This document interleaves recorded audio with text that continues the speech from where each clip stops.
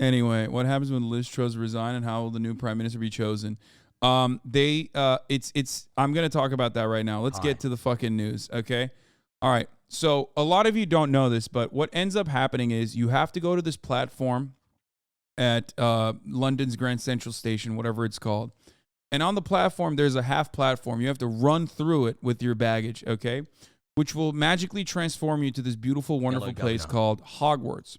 So when you get there, all of the candidates for prime minister sit down underneath a talking hat. You put the talking hat on, and it basically reads everything about your personality. Okay? It knows everything about your personality, what your future prospects are, and where you fit perfectly. That hat will decide who the next prime minister is. Now, they want to keep this a secret, but here at the HasanAbi broadcast, of course, I'm going to talk about the truth, the real truth about England, okay? Which is that they're waiting for the hat. That's what's going on. All right, so happy to be here. Let's talk about Liz Truss, who is now resigning as the UK Prime Minister after 44 days. This is a world record. She will also be making 115k quid a year for the rest of her life because England is not a real country, nor is it a real place. Let's take a look at what's going on. Begin with breaking news from Britain, one of America's closest allies, where the still new prime minister announced just a short time ago that she will step down after an uproar in Parliament and an uproar in her own party. Liz Truss, she took over from Boris Johnson just in early September. She will now be replaced in a new leadership election. The upheaval threatens to undermine Britain's pivotal role in the global economy, not to mention NATO. And our Remy Inocencio has made his way to 10 Downing Street. That's the Prime Minister's headquarters in London. Remy, good morning. Quite a whirlwind. That's right. Yes, Liz it Truss is now the UK's shortest serving prime minister. Following months of political chaos and growing uncertainty, she will remain in office as a lame duck premier here at 10 Downing Street until a successor is named. Her resignation was widely rumored, but this announcement still came as a shock. Given the situation, I cannot deliver the mandate on which I was elected by the Conservative Party. What mandate, bro? She tried to do Thatcherite shit and got fucking absolutely cumstered in the middle of this, like, inflationary period. There's instability in the country.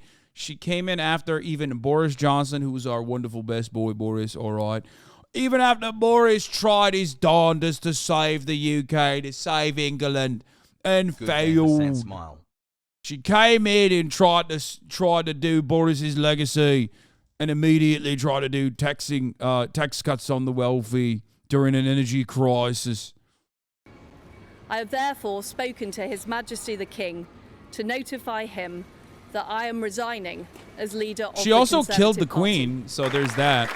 Leader for just 6. It's wild that she literally came in, killed the Queen, tanked the UK economy, and dipped out. Like I said on the Leftovers episode, which many of you have not actually been able to fucking see because it was taken down, I'll be real with you. I'm going to repeat some of those jokes there. Liz Truss is a radical Marxist fifth column agent, okay? She intercepted the Tory party, knew that, like, it would have been infinitely harder to, take over England through the Labour Party side, took over from the Tory party, killed the Queen, tanked the UK economy, and then fucking peaced out, okay? And she did it for Ireland. I'll say it at the top of the fucking hour. She did it for Ireland, ladies and gentlemen.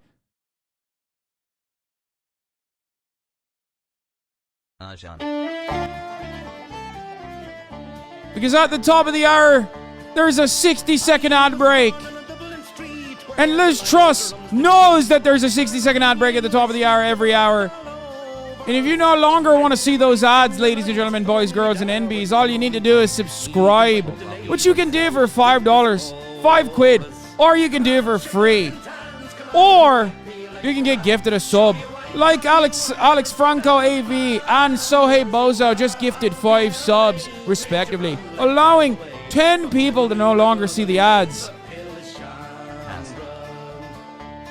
There's a lettuce out there that outlived Liz Truss's prime ministerial reign. King's Crimson, thank you for the 5 gifted subs. Here's the 1 minute ad break now. Sneers and jeers that you loudly let us hear when our leaders of 16 were executed. 21 months. She's an agent, ladies and gentlemen. Liz Truss's father and mother. Liz Truss's father and mother were both Marxists. Radical Marxists, I tell you. 12 months has. Come tell us how you slew them Old Arabs 2 by 2. like the Zulus, they had spears, a bow and arrows. How bravely you faced one with your 16 pounds ago, and you frightened them down. They People to sign up using the link below will get 20% off an annual premium subscription. In a since 40 days in power, Truss has hit the lowest approval rating of any Prime Minister since polling began, gifted Labour a steady 30-point lead over the Conservatives, and with a wet napkin, a wet noodle in charge of the Labour Party, too. Remember, Keir Starmer absolutely fucking sucks. So that's how bad Liz Truss was. And I'll be honest, England deserved this, okay? The UK, you deserved it. Not many of you in the UK will disagree with what I'm saying here, but it's almost identical to the American story of Bernie Sanders. You had a wonderful person who was genuine, who was a decent human being, who had too big of a moral compass. Sure, there were some flubs within his campaign within the Labour Party, and I'm of course talking about Jezza, okay, the Corbyn himself, the man, the myth, the legend. He was incredible. He was wonderful, and he was too good for this, too good for the UK. And they fucking ousted him. They destroyed him. They destroyed his reputation, and then and then basically put Keir Starmer in a position of power. Keir Starmer is a neoliberal Labour representative. Check out top of the hour bot, 929 out of 10. Let's fucking go, dude. ASAP WAP, thank you for the 5 gifted subs as well, by the way. So now here's the situation at hand. apparently single-handedly crashed the UK economy. The UK's borrowing costs, which used to be among the lowest in the G7, have spiked to historic highs, forcing a desperate intervention by the Bank of England. And the UK all of a sudden looks worryingly vulnerable to a full-on financial crisis. Now, that's a lot to understand, and we've seen people in the comments, especially from outside the UK, asking how this has all happened, how it went wrong so quickly. So in this video, we're going to try our best to explain, well, how all of this happened. How in literally the space of a month, Truss has turned the UK from a low-growth but stable economy into the basket case it's apparently become. Well, I'll tell you why.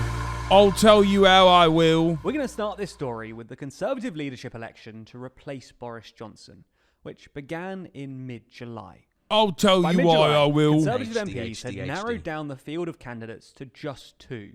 Then Chancellor Rishi Sunak, an old-school fiscal conservative who essentially represented the moderate wing of the party, and the then Foreign Secretary, Liz Truss, an avowed libertarian who made her name among the Tory membership by taking conspicuously hawkish positions on all things Brexit. Now, it's worth noting that during this time, Truss wasn't particularly popular with either the general public or Conservative MPs. As for most successful libertarian, I know. I mean, oh, boo-hoo, right. Fucking Liz Truss, man. Also, here's another classic Catholic Brandon, Dark Brandon Rises meme.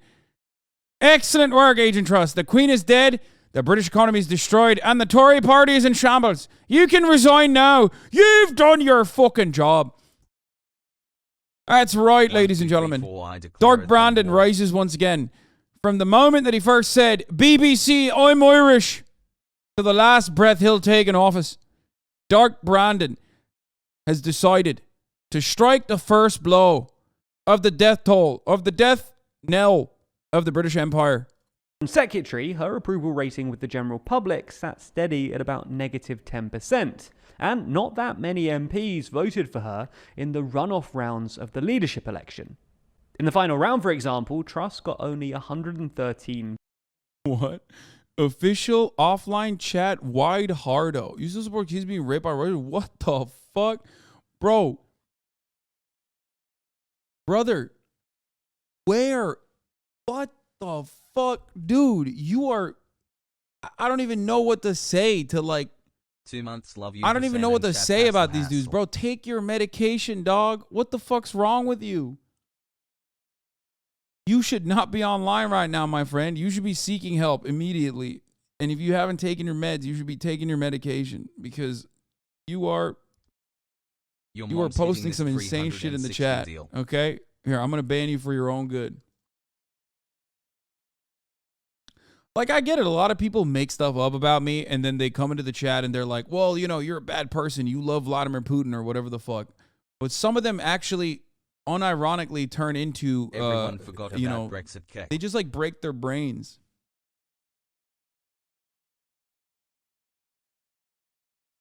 Holy fuck, dude. Jesus Christ. Votes, representing barely 30% of all MPs. And it's worth saying that even that number likely overstates her real support within the parliamentary party, because some of those 113 MPs will have supported her knowing that she was likely to win the membership vote, and therefore were primarily voting for her with the hope of getting a job in her government as a reward for their support. Nonetheless, please, sir, Truss can I wasn't have very a cabinet popular with position, MPs or the general public, Truss was very popular with the Conservative membership, regularly topping Conservative home polling and maintaining an approval rating of above 50%.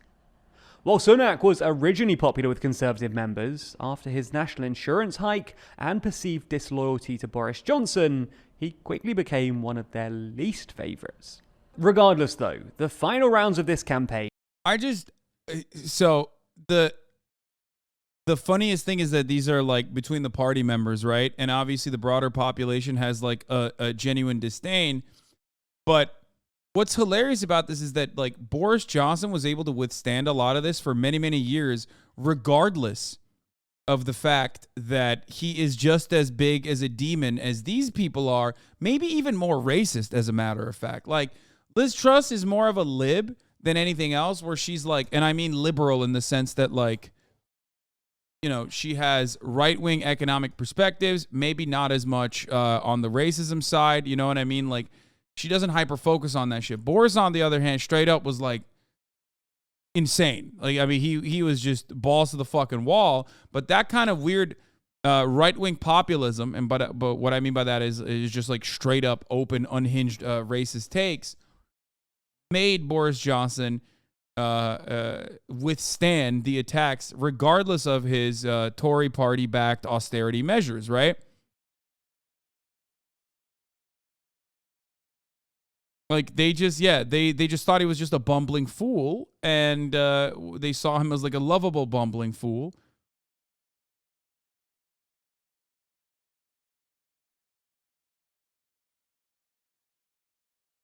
And Truss was batshit too. I mean, of course, she's a Tory. I'm not saying she wasn't right-wing conservative. I'm just stating that the main message for Liz Truss, the main thing that had staying power for Liz Truss at a time when, you know, there's the railway strikes that are looming, that are slated to restart once again, and, you know, she has taken over a suffering conservative party, was the immediate Thatcherite economic proposals that she tried to state to implement. And that was what was leading the papers. That was what was leading in the papers. That's what people were talking about. They saw her as a neoliberal wannabe Thatcherite at a time when the British economy was already fucking up.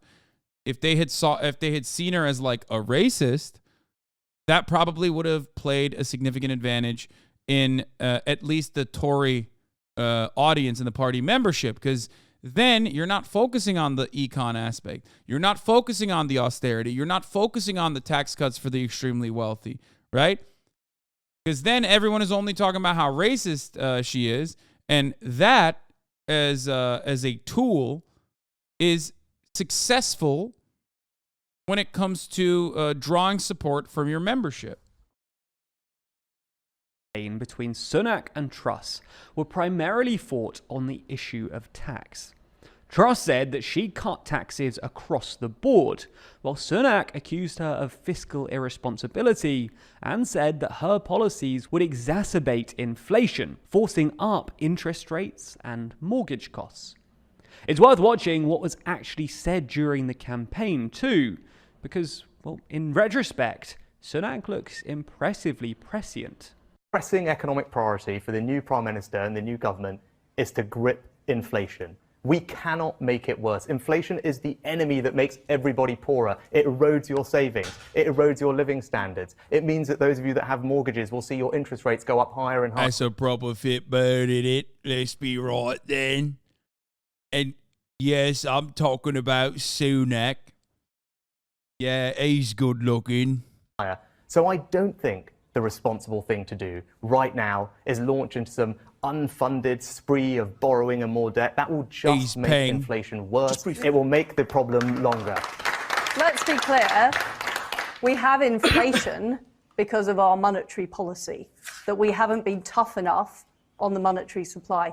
That's the way I would address that issue. Okay. But it is wrong. Interest rates up, mortgages nightmare. It is. Liz, we have to be honest. We have to be honest. But borrowing your way out of inflation isn't a plan. It's a fairy tale.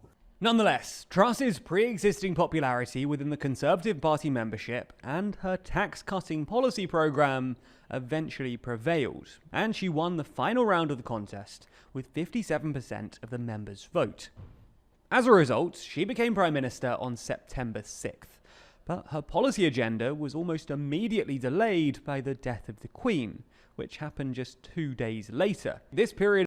Yeah, after she met with her, remember, the Queen took one final meeting. I will never let anyone live this down. The Queen took one final meeting, okay? And that was with Liz Truss, a diehard, lifelong anti-monarchist, okay? For all of her faults and failures, for her obvious disdain for the working poor, she was definitely an anti-monarchist. Like, openly talked about it, and in college, and there's many interviews that she's conducted on it. And then the Queen died shortly after. The period of mourning then lasted until September 20th, with Parliament resuming on Wednesday, September the 21st. However, on that Wednesday and Thursday, Truss was preoccupied by the annual UN Assembly, which was being held in New York. Then, on Friday 23rd, Truss arrived back in London, just in time to watch Chancellor Kwasi Kwarteng deliver the much-anticipated mini-budget.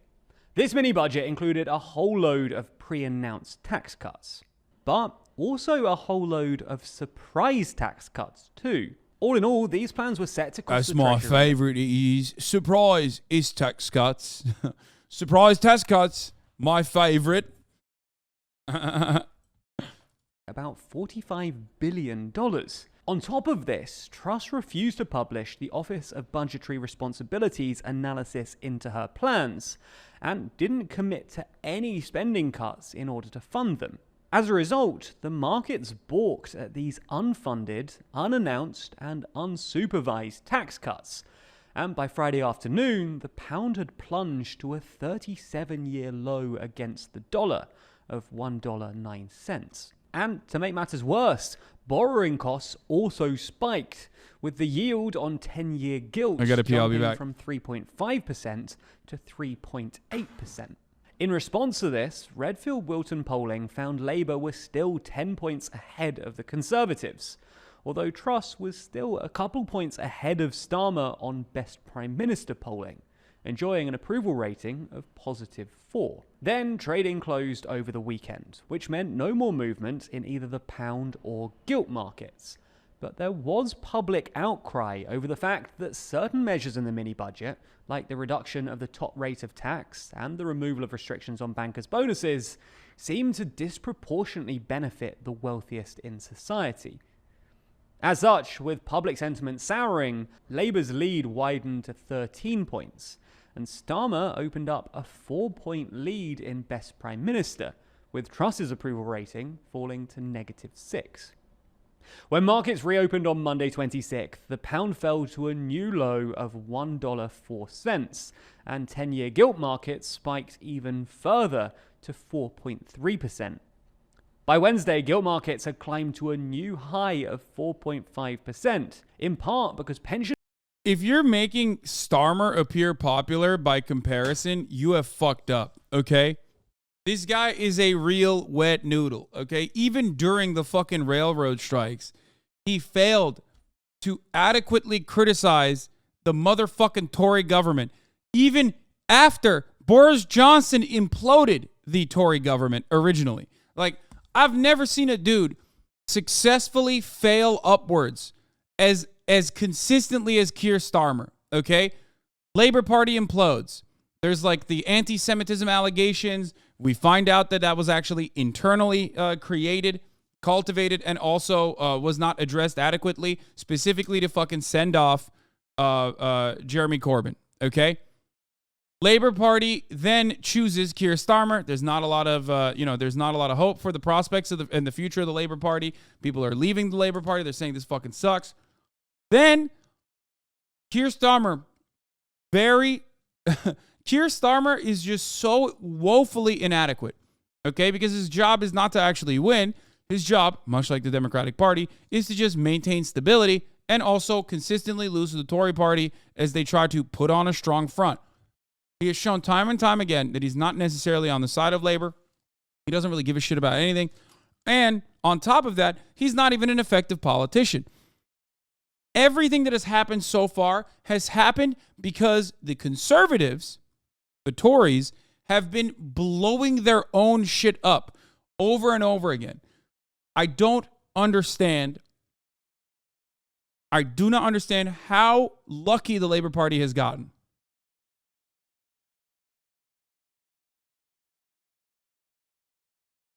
I don't understand. Like, I feel like our Republicans would never do this. They would never. Our Republicans would never allow for this level of like incompetence to thrive within its party. Like, they know how to whip their ranks. You know what I mean? You're saying Papela, but I mean, look at the candidates. I think look at the candidates. Look at the candidates they're putting out. Even if they have dog shit candidates, they still have a way of like controlling the media, and they still have a way of effectively ensuring that like even their dog shit candidates who barely can put words together, like Herschel Walker, perform adequately. Herschel Walker should get no more than 10 points in any normal election, okay? Meanwhile, he's close. He's like almost in a fucking, he's in striking distance of winning the Georgia the Georgia Senate seat from Herschel Walker, who is and has been fairly popular in Georgia.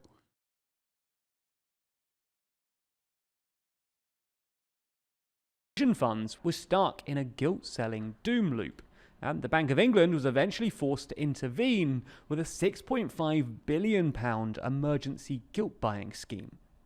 Now, this provided some temporary respite, but Truss still refused to U-turn on any of her mini-budget policies, and after a series of disastrous local radio performances on Thursday, gilt markets started rising yet again. By Friday, YouGov polling gave Labour a 33-point lead over the Conservatives, which certainly isn't good for Truss.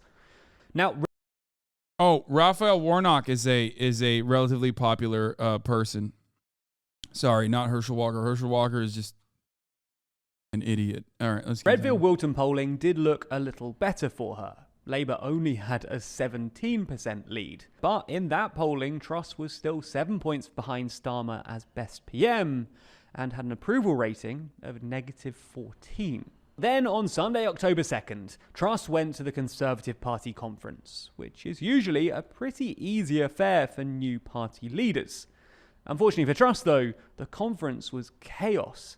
It began with a whole load of MPs, most notably Michael Gove, criticising her changes to the top rate of tax. And by Monday, she U-turned and reinstated the top rate of 45%, claiming that it had become a distraction.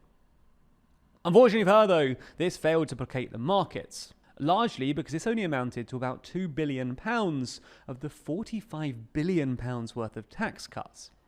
Obviously, the optics here aren't great though, and by the end of the conference, Redfield-Wilton had Labour on a 28-point lead, with Truss 20 points. She tried to go full America, by the way, which is really funny, and you can never go full America. Like that, what she tried to do was literally what Republicans do all the time. Complain about the budget shortfall, complain about the deficit, and then offer the fattest tax cuts to the wealthy. Donald Trump did this, and America was like, thank you. You are literally the greatest. Ronald Reagan did this, and he's hailed as one of the greatest presidents of all time by Republicans and even by some liberals, okay? That shit, on the other hand, did not fly in the UK, partially because the UK is not America. They blew a 13-colony lead. We are the ones who control the financial, the entire fucking global finance through the dollar. We can make moves, we can make money moves on the dollar that the UK cannot. She thought she was him. She thought she was Himmy Neutron, and it turns out she was not. Behind Starmer as best prime minister, and on an approval rating of negative 44, the lowest ever recorded for a sitting prime minister. A day after returning to Parliament at PMQs on Wednesday 12th, Truss ruled out public spending cuts to fund the tax cuts, which spooked the markets yet further. Ethan was suspended, by the way. A few white supremacists successfully lobbied YouTube to suspend me, a Jewish dual citizen of Israel and USA, for anti-Semitism. Ben Shapiro and friends can virtue signal all they want, but ultimately they are the ones platforming dangerous anti-Semites. All I did was point it out.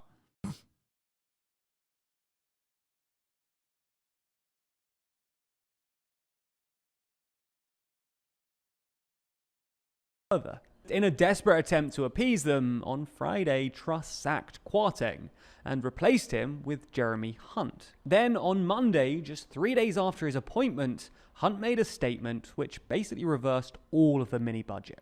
And in direct contradiction to what Truss had said just a few days earlier, he warned that spending cuts would be needed. While this... Wait, this just came out? Shut the fuck up. Adam Curtis on the fall of Soviet Union's worrying parallels with modern Britain? No fucking shot. Did this just come out? Yes, it's called Trauma Zone. That's absolutely mental. That's bloody mental, man. That's bloody fucking mental. Adam Curtis. I told you days ago there's a new Adam Curtis shit. New Adam Curtis just dropped. Nice. Nice. Very nice. New Adam Curtis. Do I have a license for that? No. Will we watch it anyway? Absolutely. Absolutely. We'll be doing it. We'll be doing it. This did calm the markets, with her whole project in the bin and Hunt clearly in charge. Truss's approval ratings fell to negative 61%, which for context is about the same as Prince Andrew, who's on negative 65%. Worse still, polling suggested that Labour had a 36-point lead and Starmer a 47-point lead on Best Prime Minister. This means that since the Queen's mourning period finished a month ago, Truss's approval rating has fallen 66 points, or just about 17 points per week. She's also gone from being 10 points behind Labour, which would translate to about 220 seats in the next general election, to being 36 points behind Labour, which, according to the Electoral Caucus, would mean literally 1 seat for the Conservatives at a general election. In other words, she's lost roughly 55 seats a week, or 10 seats every working day. Now, while this result is unlikely to ever happen, it's hard to see things getting much better for the Tories anytime soon, especially given that they're about to commit to a... That's not true. I can think of a different way that the Tories could make a killing. Turn it around, if you know what I'm saying. I don't know. I don't know.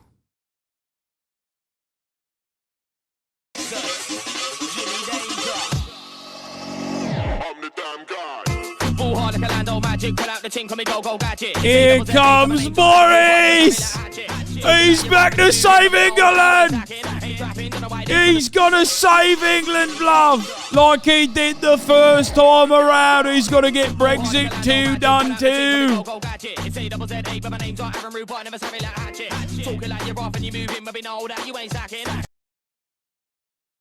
That's right, love. Here comes Boris. Bring back Boris. Bring back Boris. We love Boris. Another round of austerity. All in all then, with her key promises failing, her agenda chucked in the bin, and a new proxy prime minister in place, it's easy to see why some are questioning why Truss is even still in number. Oh, by the way, if you think that that's a joke, what I just said, you're very wrong. Boris Johnson is weighing up a stunning comeback, allies say. That's right, Boris Johnson, the most favored son of the Ottomans, okay? Boris Johnson appears to be on the verge of attempting a stunning political comeback. Allies of the former UK Prime Minister, who resigned in disgrace only 3 months ago, believe he will stand in the leadership contest that will follow the resignation of his successor, Liz Truss. 2 sources who worked on Johnson's last campaign for the Conservative Party leadership in 2019 said he would run again this time. Multiple allies have made the case that Johnson could be a unity candidate who could bring stability to the country, despite being forced to quit in July after a series of scandals made his position untenable. Asked how they could justify Johnson standing to be Prime Minister again, one MP who campaigned for Johnson in 2019 leadership campaign told CNN, "Socialists will destroy our economy, and if you don't understand that, then I genuinely fear for our future." Another MP who supported Johnson in 2019 said he was the only candidate who could comfortably win over both Conservative MPs and members of the Conservative Party. Now, of course, socialists will destroy the British economy, even though 10, 12 years of austerity led by the Tories have certainly led to the economic collapse you're experiencing. They are the ones who keep fucking up the economy and then turning around and saying these socialists in the shadows are going to be responsible for the inevitable demise, even though we are the ones doing it, which is funny when you think about it. How crazy and how similar, too. It's like, oh, man, listen, you don't understand. Socialists will destroy the country. It's like, brother, you're the one who's leading, though. What the fuck do you mean? Guys, I know we're fucking long dicking the economy, okay? I know we're long dicking the economy currently and have been for a while, but holy shit, imagine if the socialists came. I mean, that would be crazy. Maybe it wouldn't. You don't know that.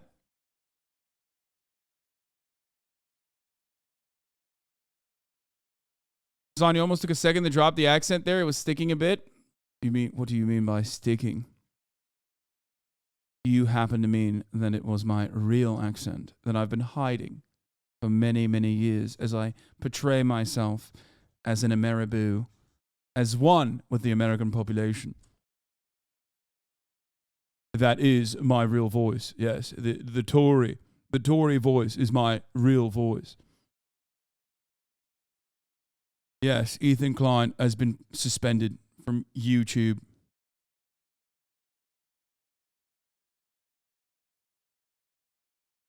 I did predict Ethan's ban. That is right.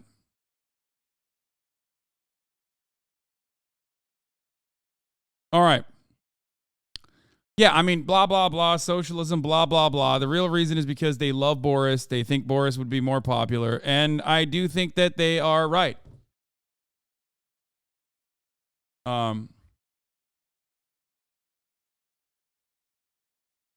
Is it a perma or temp? I think it's probably going to be a perma. Yeah.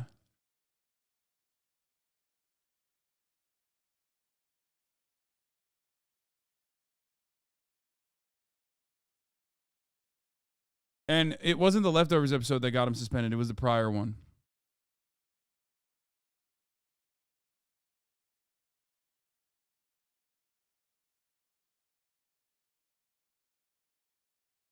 for 10.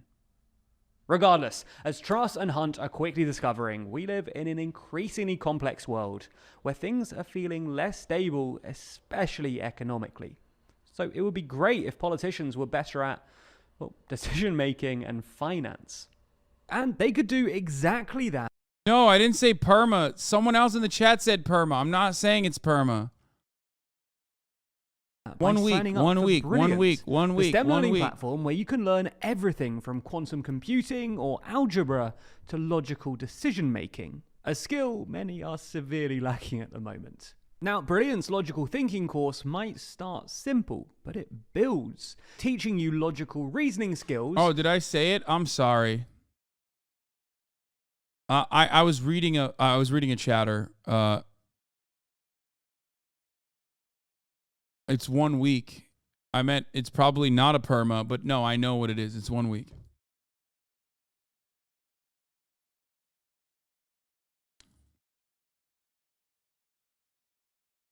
Hope next week episode with Andrew can still happen. No, it can't happen anymore.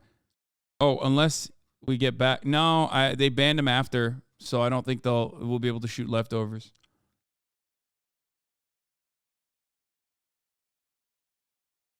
Too late, bro. It's already on Mogul Mail. Dude, he's going to be so fucking anti-Ethan because he's so far right. It's crazy.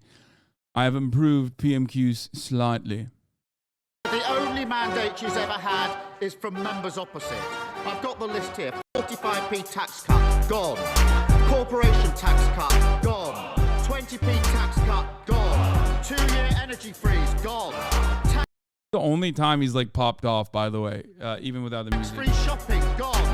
Economic credibility, gone. Her supposed best friend, the former chancellor, gone. They're all gone. So why is she still here? Mr. Speaker, the only mandate she's ever had is from 2020 tweet saying you will kill Soleimani and COD. You do you. Wait, what?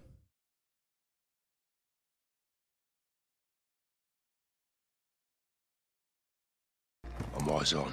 What do you see?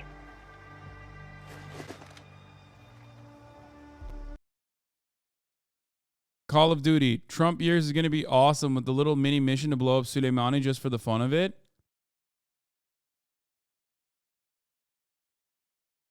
Shut the fuck up. Oh my God. No, they didn't. It's in the beginning. It's not even a spoiler. That's fucking bananas, dude. That is actually bananas, dude. It's in the first 5 minutes. Armed personnel, armor and hardware, all Russian. What the hell are the Russians doing with Gorbrani? Supplying Iran. Gorbrani! Dude. God, I just... Not political, by the way. Hey, guys, if there are no, like, gay or black characters, this game is not political, so don't worry. It's not political. Don't be worried. It's an arms deal. You copying this, Shadow One? Affirmative. 2 birds, 1 stone. We need positive ID on Gorbrani before we kick this off, boys. Ghost, can you identify the general? Armed escorts around 1 VIP. Russians are very happy to see him. It'll be the last time they do. This is literally making the player play the assassination. That is crazy. I can't wait to play it, by the way, obviously.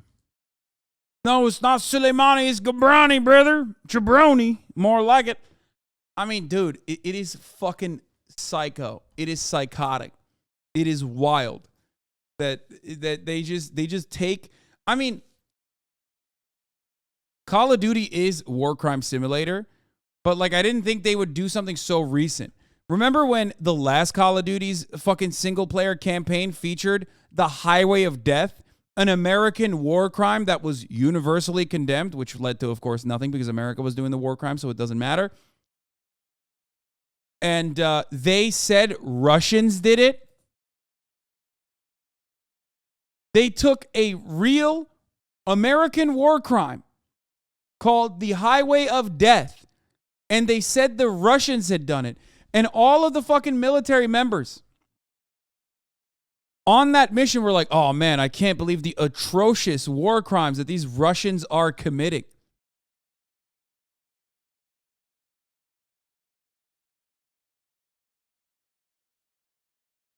In the first mission, you commit war crimes while the bad guy, Hasan, talks about American war crimes on a nearby TV. Stop. What? No. Bro. That's fucking... I'm gonna get killed, dude. It's real? 7 Shadow 1, all visible threats are down. Be advised, resupplies are low. Conserve your ammo. Sergeant, 3 schools! That is literally... Bravo 7-1, you are cleared hot. Wait, he says, Hasan says you're... Wait, what? You're clear to shut the Hasan the hell up?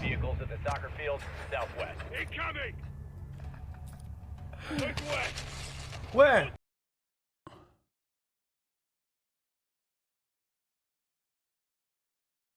He shot up 3 schools? They make you bomb schools? Deadass main protagonist is named Hasan. You ain't getting your FOIA. One of the terrorist wives in the first house you go into pulls a gun off her husband's body and you have to kill her before she kills you? Bro, this is fucking insane.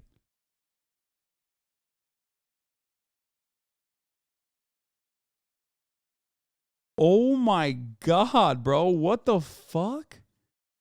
It's the more egregious American imperialism gets, the more egregious our justification and our propaganda gets alongside it, it feels like.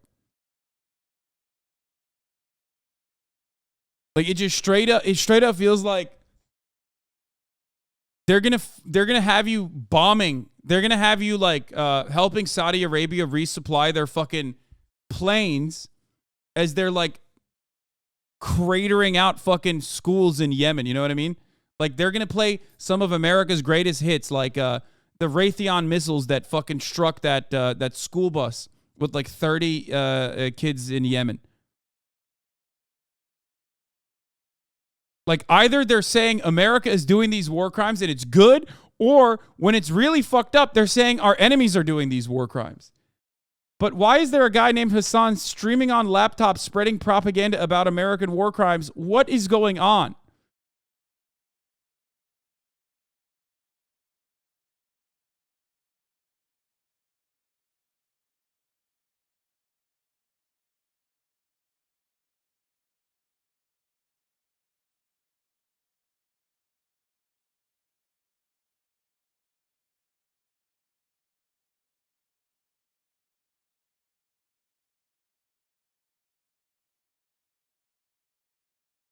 I'm tweeting about it.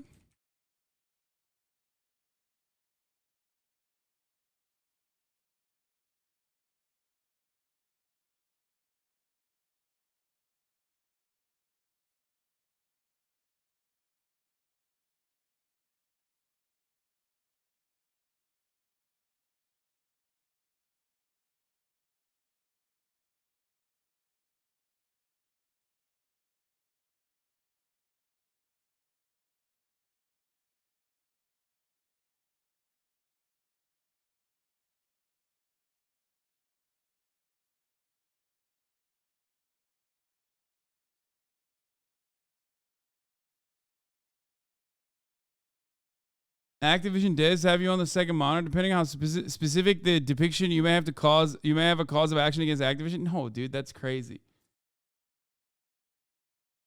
What the fuck?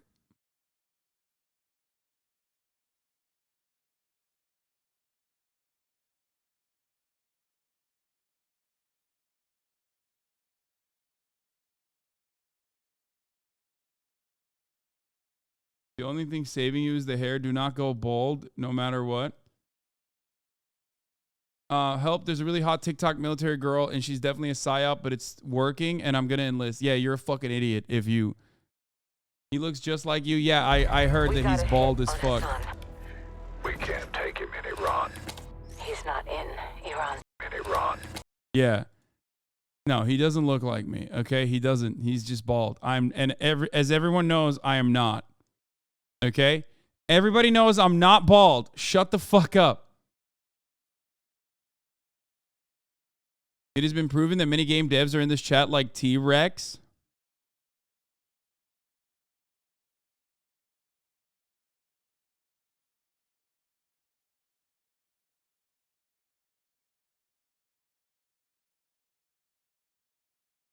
In 2019, you banned a gray name and said you fucked his mom. At that moment, he made it his life mission to write a Call of Duty game.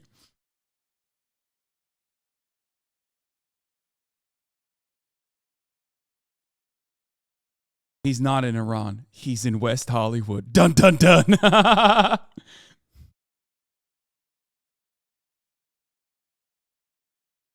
His full name is HasanAbi in game.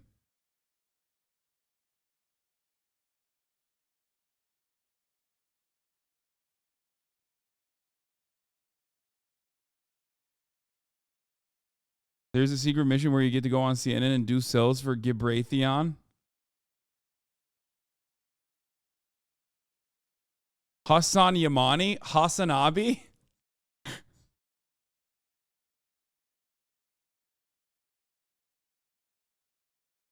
It's a joke. It's a joke.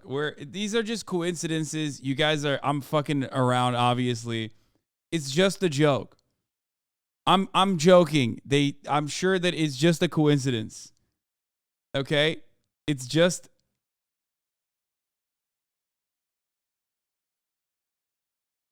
it's obviously a coincidence that the main villain is a fucking dude who talks about America's war crimes whose name is HasanAbi, which kind of sounds like HasanAbi, but no, it's not. It's definitely a coincidence. Okay.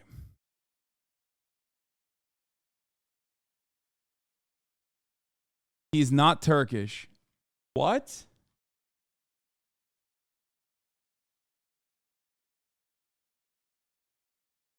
Okay, that's just my Discord PFP. They don't know who that is. Whoa, this is sick. What the fuck?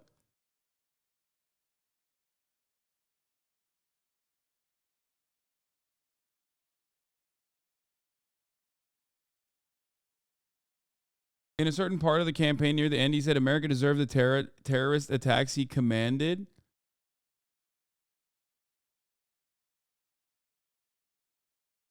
What?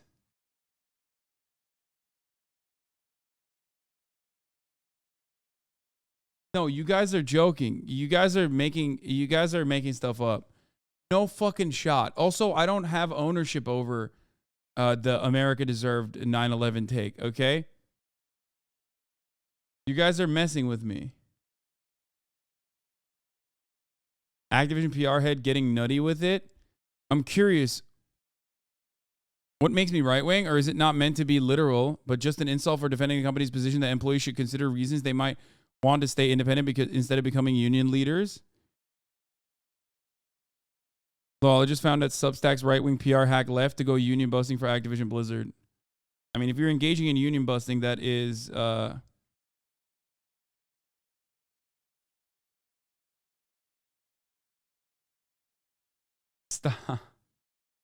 Stop.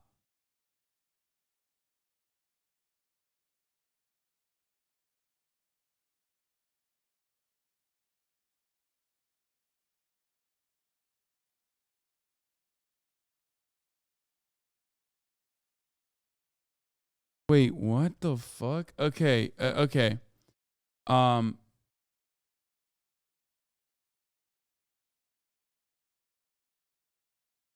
There's a mission near the end where Hassan the villain fucks your mom. Okay. It's just a joke.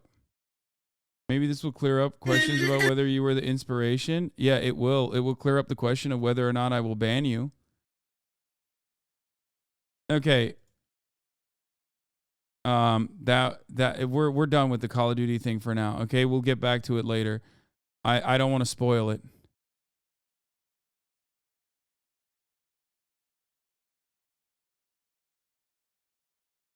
At one point near the end, Yeah, okay. Well, can we just continue with the fucking UK implosion?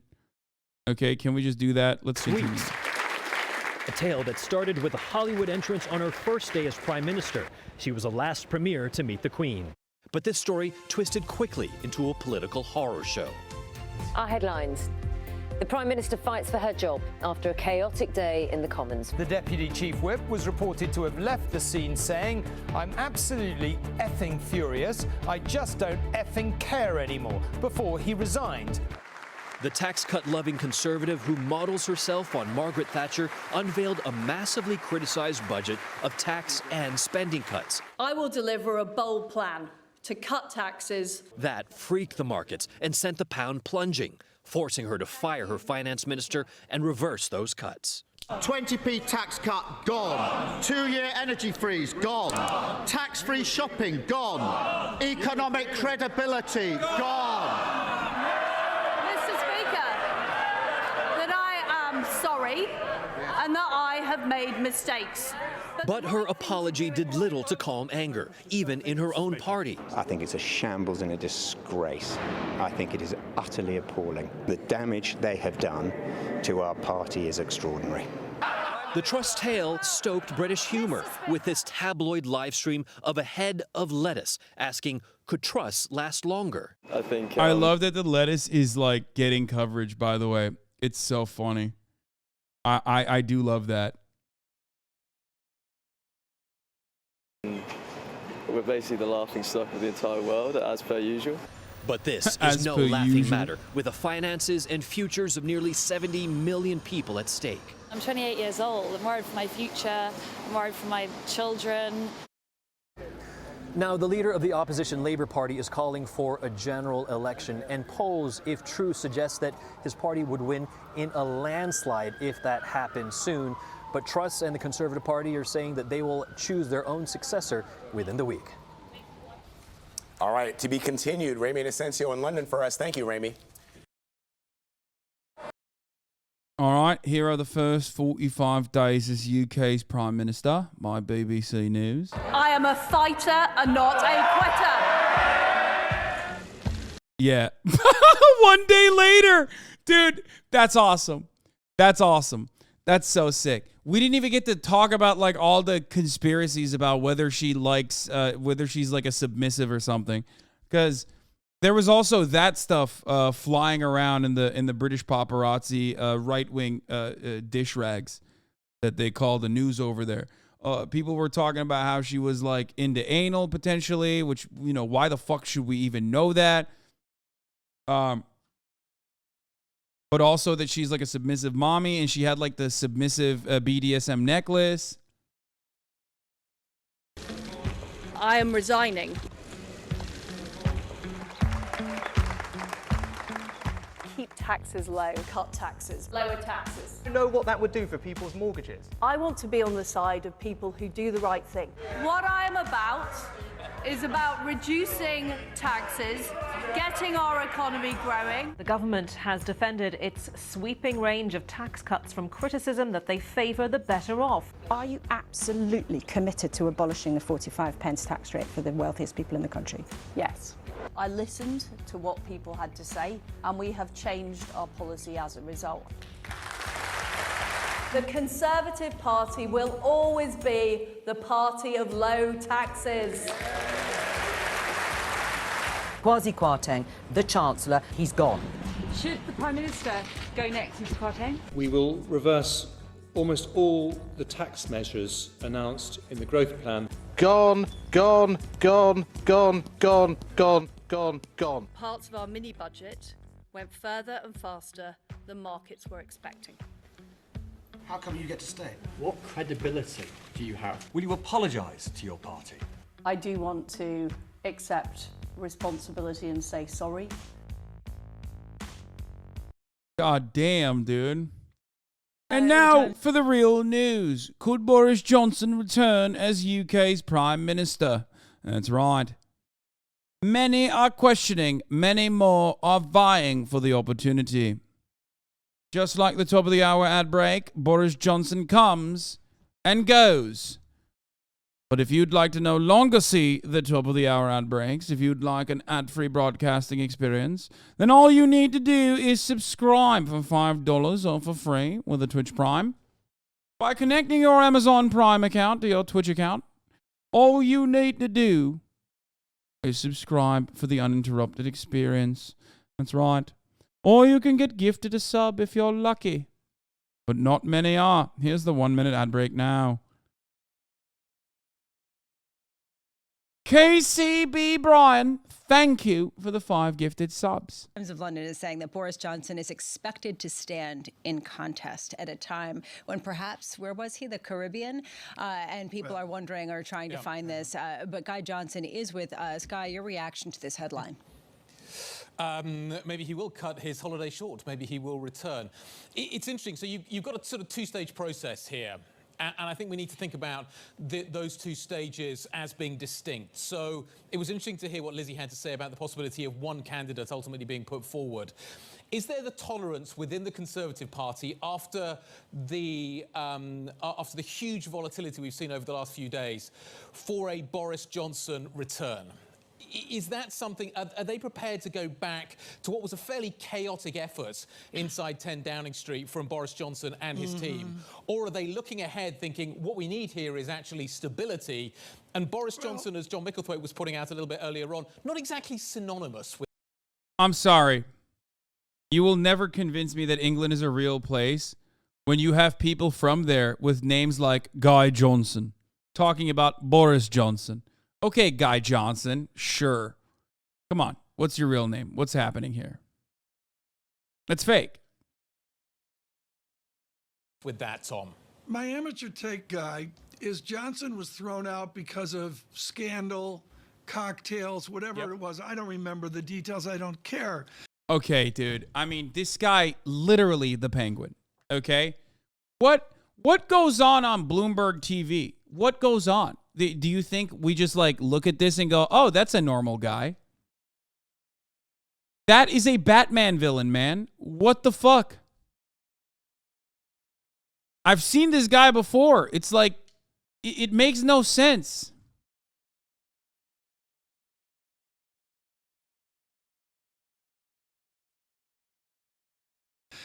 Are the Brits, as Farrell would say, are they forgiving of that to say you were thrown out, you served your punishment, and would we see a different or new Prime Minister Boris Johnson October 29th? There's been very little evidence of a new Boris Johnson, but I guess anything is possible. Boris Johnson, I suspect, is very popular within the Conservative Party grassroots, i.e. the party, but within the parliamentary party, which ultimately is going to decide... Yeah, why? Boris Johnson is on board with the same austerity bullshit. Why is he more popular within the membership? Because Boris Johnson is a fucking racist, okay? Because he's a bumbling fool, a buffoon. Well, he's not really, but he weaponizes that buffoonery, okay? But that's it. It's because all the scandals that precede him oftentimes revolve around him flubbing, gaffing, saying some fucking hideous shit, okay? That all the dummies who have no interest in the government ever actually, defending their rights, who see austerity destroying government programs and think like maybe privatization will be better, who knows, okay? Like the railroads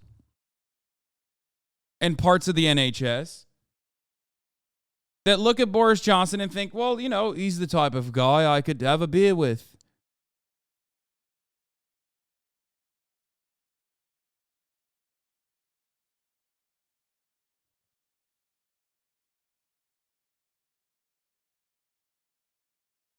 He's the type of guy I could have a pint with, yeah. Sorry, I said beer. I meant pint. A proper pint. Which 2 candidates go forward, I don't know. And that is where the challenge for Boris Johnson is ultimately going to be here. Clearly, he would like to return. Privatization is unpopular according to polls. They'll sell it, brother. Just wait. Listen, the rest of the world that had like some semblance of social democratic policies in their governance are following America's agenda to a T. Okay? Moneyed interests have overtaken many of these European systems. lobbying and all that are more powerful than ever before. And on top of that, you have so much rampant corruption within the British parliamentary system. I mean, I guess it's more so corruption of that magnitude, you know, hiring people that are friends of yours or cutting deals, the government cutting deals for companies that are that directly hire your fucking family members and shit like that. Okay? And all the ultimate goal of that is privatizing and, you know, selling these social services to private corporations and destroying them. Okay? It's happening in Canada. It's happening in the UK. Ultimately, it will happen in an identical capacity where your social services look or resemble America's lack of adequate care. Yeah, the trains are already privatized and they're awful. That's precisely what happened. And it makes it harder and harder to maintain that nationalization on these incredibly valuable and incredibly important services that are important for a viable economy to prosper. Because the more they privatize it, the worse they can make it. Okay? The more they privatize it, the worse they can make it. And the worse they make it, the more they can privatize it. The more they can justify privatizing other parts of it. And the way to get there is by underfunding it and crippling it from within.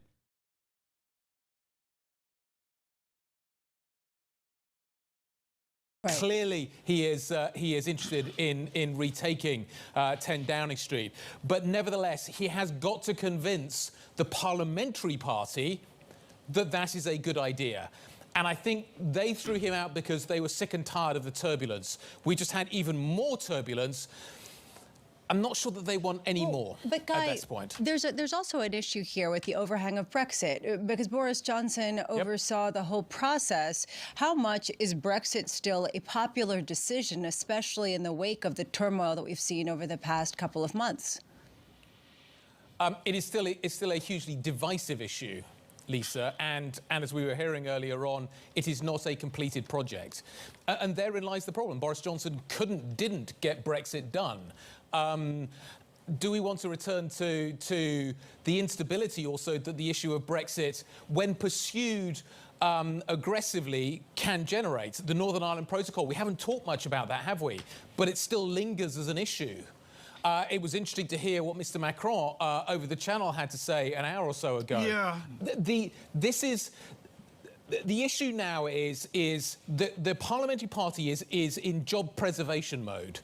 Is Boris Johnson, is that boosterism, is that cakeism going to be enough to get him back into prime position? I don't know. The battle for... I kind of want to watch parts of this Adam Curtis documentary. Hello. Hi. How are you? I'm fine. Thanks for inviting me. Oh, this is just that's just not even the documentary. The Trauma Zone, Part 1, 1985 to 1989. Adam Curtis came out with a new documentary called Trauma Zone, and this is the part 2 of said documentary. Part 2 of Trauma Zone is supposed to be from 1989 to 1991, and it follows the collapse of the USSR and basically says that, or basically likens it to the current collapse of the British government. American terror, the military's problem with extremism in its ranks. We can do that as well. Here's the whole thing. Oh, you got it. I don't know if I should watch the whole thing or if we should just like jump to the end part, because I kind of want to see like the more contemporary sides. I mean, the whole thing is 3 hours long. We're not going to get through it, right? I mean, we'll start it off, but we'll look at it a little bit, and if it gets boring, which it can.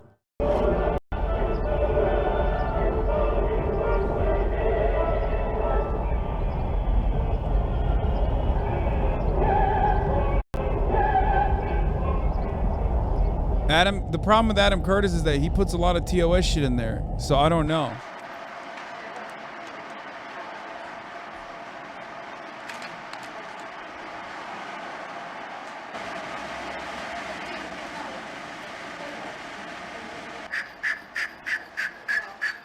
Just FYI, this Adam Curtis isn't like his usual stuff at all. It has no modern music and no voiceover. Wait, what? There's no voiceover.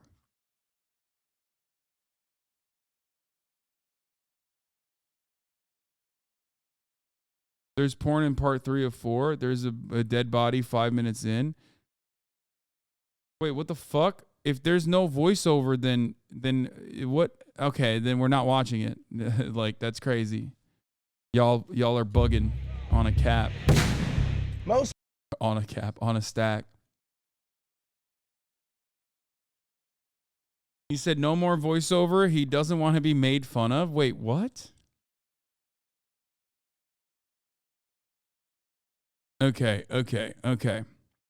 Let's get back to Liz Truss and what will now happen. A new conservative leader who will be the next prime minister will be in place by Friday, 28th October. The chairman of the influential 1922 committee of the backbench Tory MPs has said.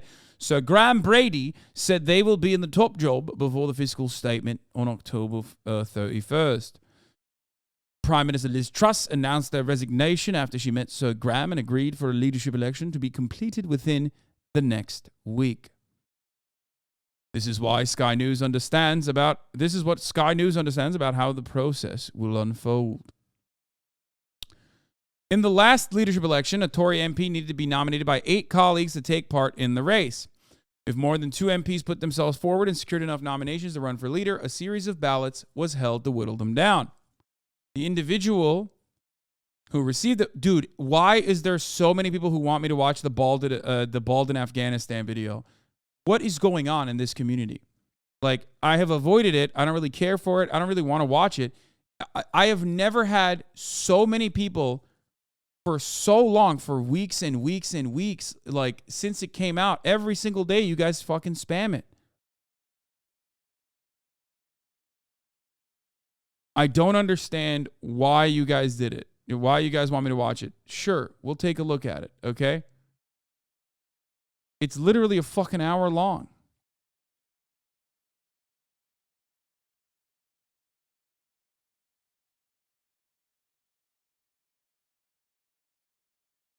All right, let's continue. The individual who received the fewest votes each round was eliminated until 2 candidates remained. Last time this was Miss Truss and Rishi Sunak.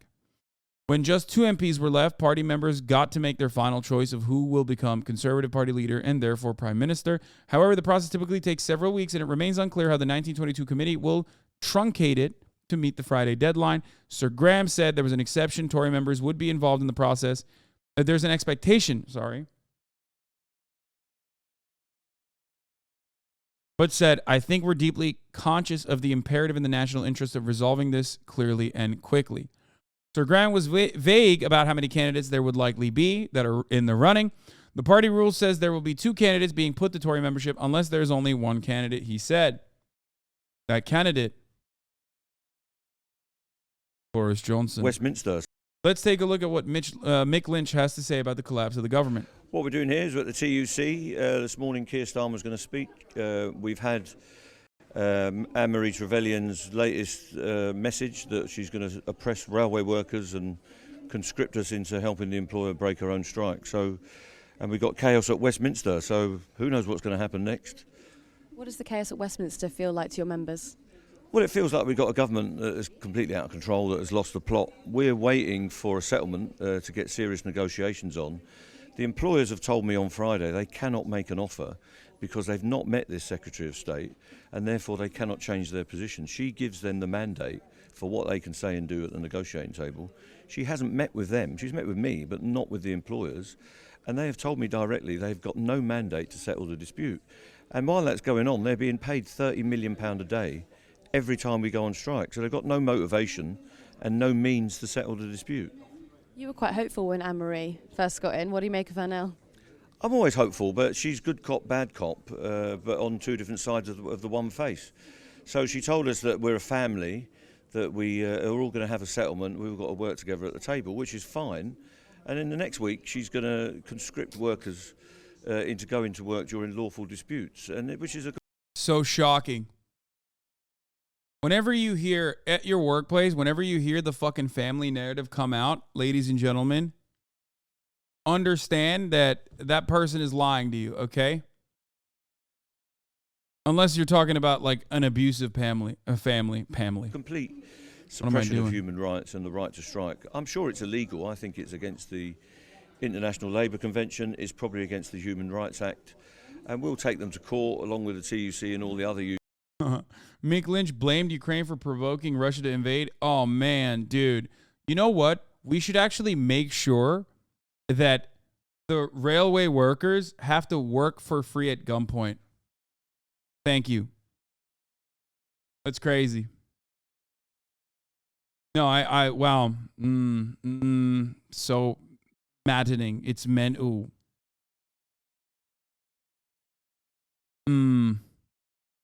Unions, and we want support of the British people. They cannot have their in the UK it'd be knife point. True. Freedoms and knife point privileges as free people suppressed in this way. Would you say that they were trivialising strike action? Well, they seem to be making it more serious. These events could have been resolved within a matter of weeks when we started, but they seem to be escalating these disputes all of the time through the hype we've had off Grant Shapps, who suddenly reappeared, having been sacked 6 weeks ago. He seemed to hype them up at every opportunity, castigating me and other trade union leaders, castigating our members. All we want is a square deal, and we know that the employers could give us a deal if they were allowed to negotiate it. Just looking at all of the chaos that ensued last night, what does that mean, Westminster chaos, to your members, people right now who are struggling with their salaries? What does it mean to them? Well, I think the country has the right to expect serious politicians. Even if you don't agree with everything that a particular government's doing, they've got to conduct themselves with a bit of professionalism and dignity. And what we're seeing is people scrabbling around, worrying about who's going to get a P45, worrying about who's going to get a red box next. And frankly, it could be all of them. They could all have a turn at being a minister the way it's going. But it's just a ridiculous situation. There is a clear difference now between the opposition and the government. We need a general election. They need to sort out who their leader is, the Conservatives. They need to put that leader in front of the public in an election, and they need to let us make the choice as the voting people of Britain about who we want to govern us. Do you think that this government takes pensioners more seriously than workers? Well, they have got this cliche that pensioners need to be looked after in a way that workers don't, but pensioners are workers as well. They're just living on their deferred wages. A lot of pensioners are angry about the way this country's governed. We want the triple lock to be enforced, but we want workers who are creating the wealth that pays those pensions to be treated properly as well. The problem in this country is that wealth is not distributed properly. There are too many rich people who've got too much of the wealth, and there are too many poor people who haven't got enough. That's a fairly simple equation to work out. The poor need to get wealthier, and the wealthy need to get a bit poorer, and then we'll have a more balanced society. They've announced that they're ending the cap in April on energy bills. Have your members spoken to you about that at all? Well, we haven't had a chance. For people who say Mick Lynch, oh, that's a sock dem response for the fucking one guy in the chat who's a radical, vanguardist, Maoist, third worldist, okay? Suck me, all right? You have to remember that he is a political figure, okay? He is a political figure. He has a job. His job is to represent his union. His job is to represent the rank and fucking file. Okay? And he's doing an incredible job at communicating the frustration of his rank and file. He doesn't have to fucking constantly talk about Marxist theory. Okay? Just like I don't have to constantly talk about Marxist theory. And but also because I'm a fake socialist. Let's be real. I'm a capitalist. I love capitalism. Num, num, num, num, num, num, num. It's my favorite. Okay? He's great. He's fucking awesome. He's one of the best. Look, when you're right, you're right. It's true. It's fucking true. Bring back Boris. That's what Ukraine said. Ukraine said, better call Boris. And they're right. Suck me, Westerner. I know third world Maoist, and they never talk about Marxism.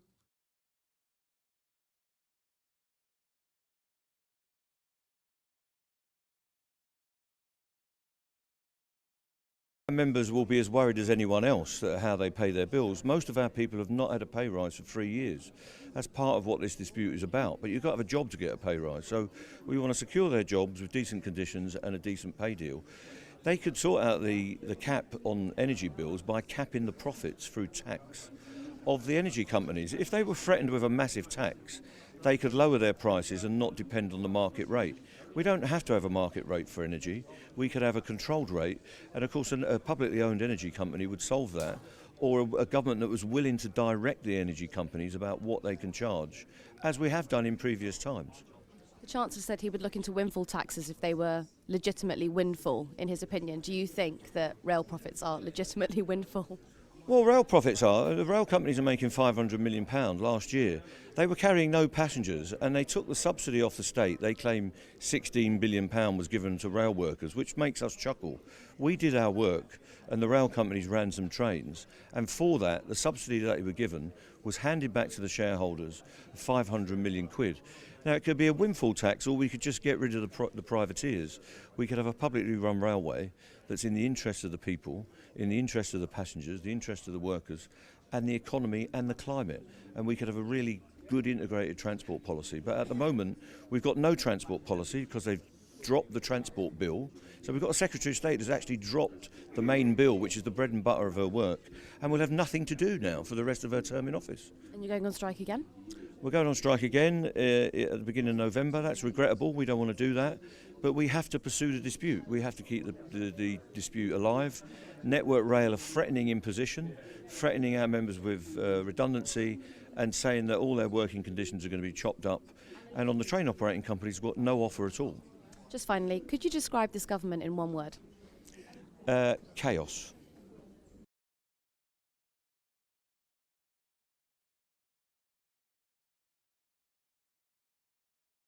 That's Mick Lynch, the legend, head of the Railroad Union, a god, a king in his own right. Big fan of him. And that's it. That's enough UK news for the day.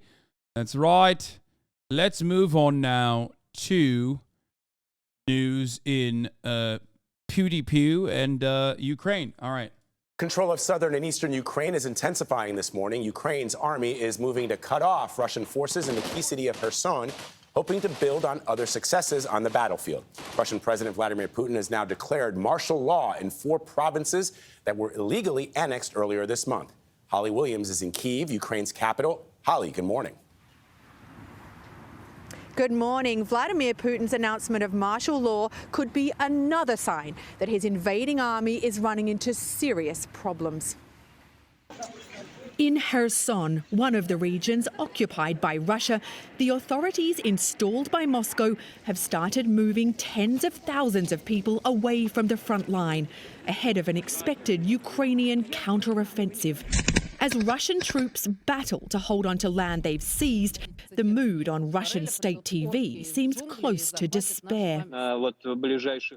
Don't expect any good news in the next 2 months, says this correspondent. The anchorwoman asks why Russia thought President Volodymyr Zelensky would run away and NATO wouldn't help.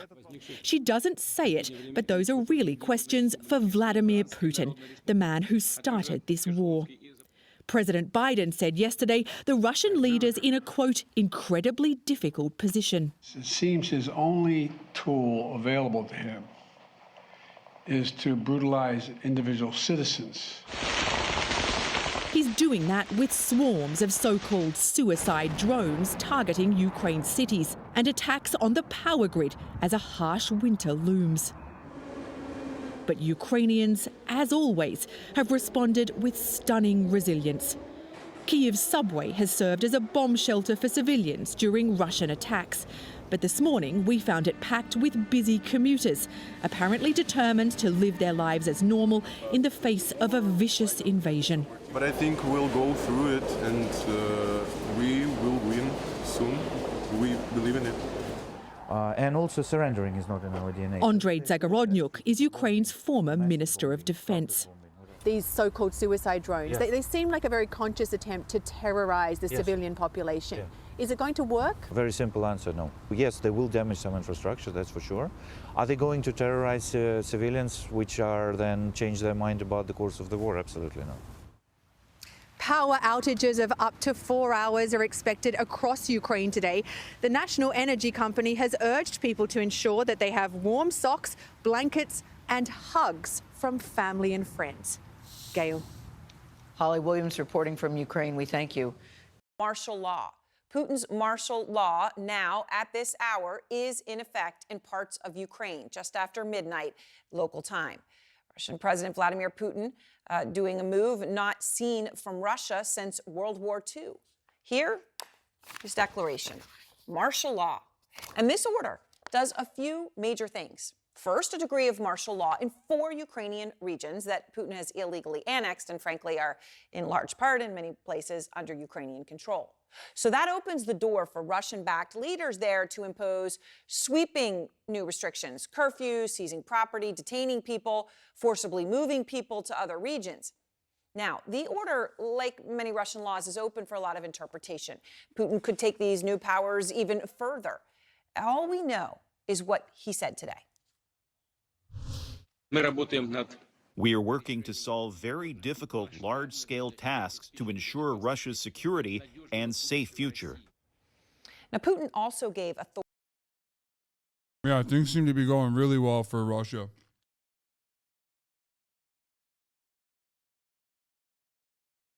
This is what you do when you're winning super hard. Authorities in the annexed regions the power to draft Ukrainians to fight against Ukrainian forces. To just think about that they can force Ukrainians to fight against their own people.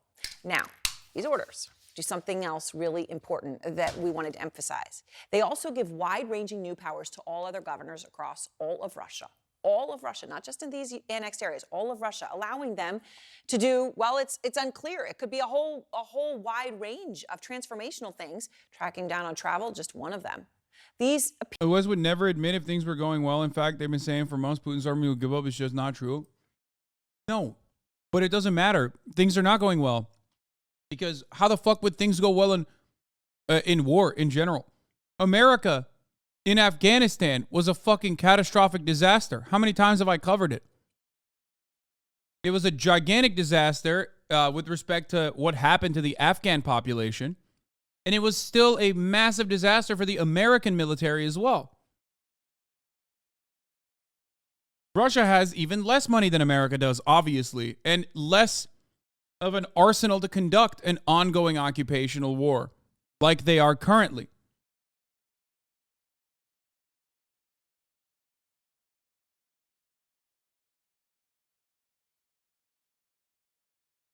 My fear always,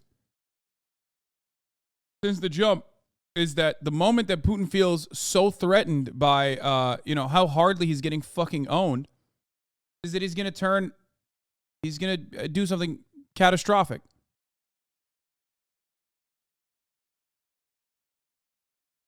Appear to be desperate measures from a desperate leader.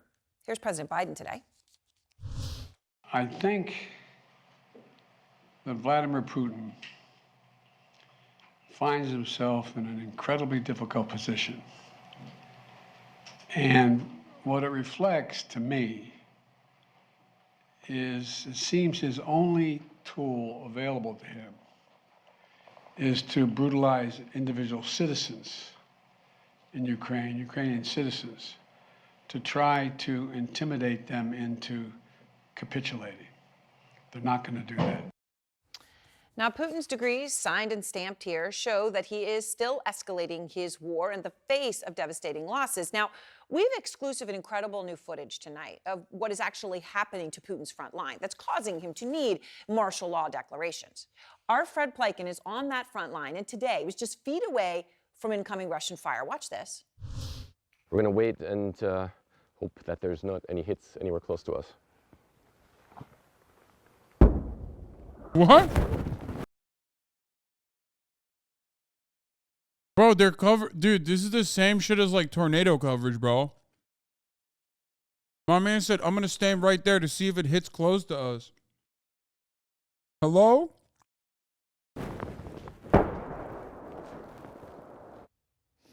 I'm going to speak to Fred in just a moment because Putin's orders today, the martial law, come as his mobilization is becoming a bigger and bigger problem for Putin at home. An op-ed in a Russian daily newspaper reads, and I want to quote it because this has actually appeared in Russia, partial mobilization itself has become a much larger nationwide problem on the following levels: social, psychological, managerial, economic, and, here are the crucial words, possibly political. That's sort of an incredible thing to think is now appearing in Russian state press. And just listen to what was said on Russian state television by a war correspondent. We are confronting forces that are quite substantial. In some frontline areas, the enemy outnumbers our forces 4-1. Fred Pleitgen is out front live in Kramatorsk. And Fred, Putin's martial law now in effect. We're just an hour or so into that. He's doing everything possible to turn the tide of the war. What you experienced on the front lines today shows the incredible devastation that his forces are facing. Yeah, and I think you're absolutely right, Aaron. There certainly is a great deal of escalation on the part of the Russians, of course, throughout all of Ukraine. You know, in the past 10 days or so, we've seen all those strikes on the important infrastructure here in Ukraine, with power plants being hit, long-range strikes being conducted by the Russians as well. But in the place that we were in today, Bakhmut, that's a place where the Russians have amassed some of their most brutal forces and a lot of their artillery because they want to take that strategic town, but the Ukrainians are trying to stop them. We did get in there today. Here's what we saw. When entering Bakhmut, the need is for speed. We're driving straight into one of the most dangerous places in war-torn Ukraine, with a military combat medic who goes by the call sign Katrusia. Bakhmut is under nearly constant Russian assault. Our car hasn't even come to a full stop when the first shell hits nearby. The medic stops. We need to take cover as best we can. We're waiting here for the shooting to stop.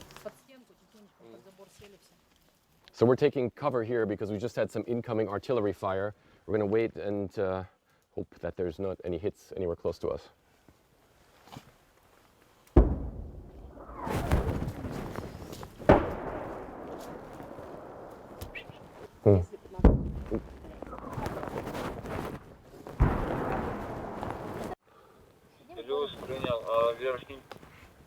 We're at the receiving end of a full Russian artillery barrage.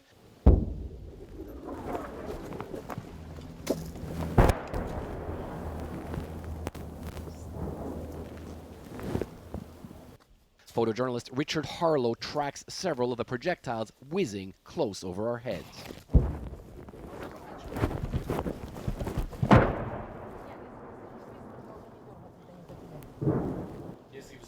Katrusia says Ukrainian troops face this kind of shelling several times a day.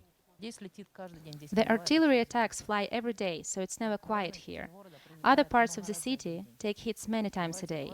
There are times when several mortars hit within a minute. Katrusia's own husband was killed here a month and a half ago.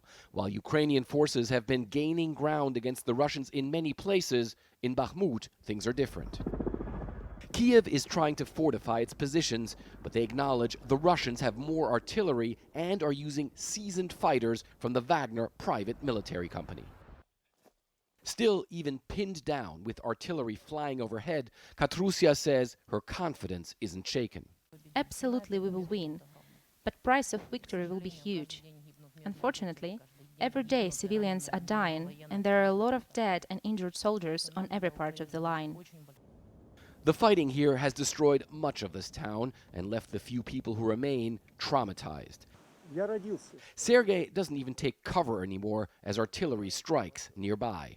I ask him if he's afraid. Afraid of what? Everything will be fine, mate. Everything will be fine. A pause in the shelling gives us a chance to get out of Bakhmut as Ukrainian tanks roll in the other direction, trying to defend this key city from Vladimir Putin's forces. And you know, Aaron, that combat medic didn't even flinch as those artillery shells kept raining down.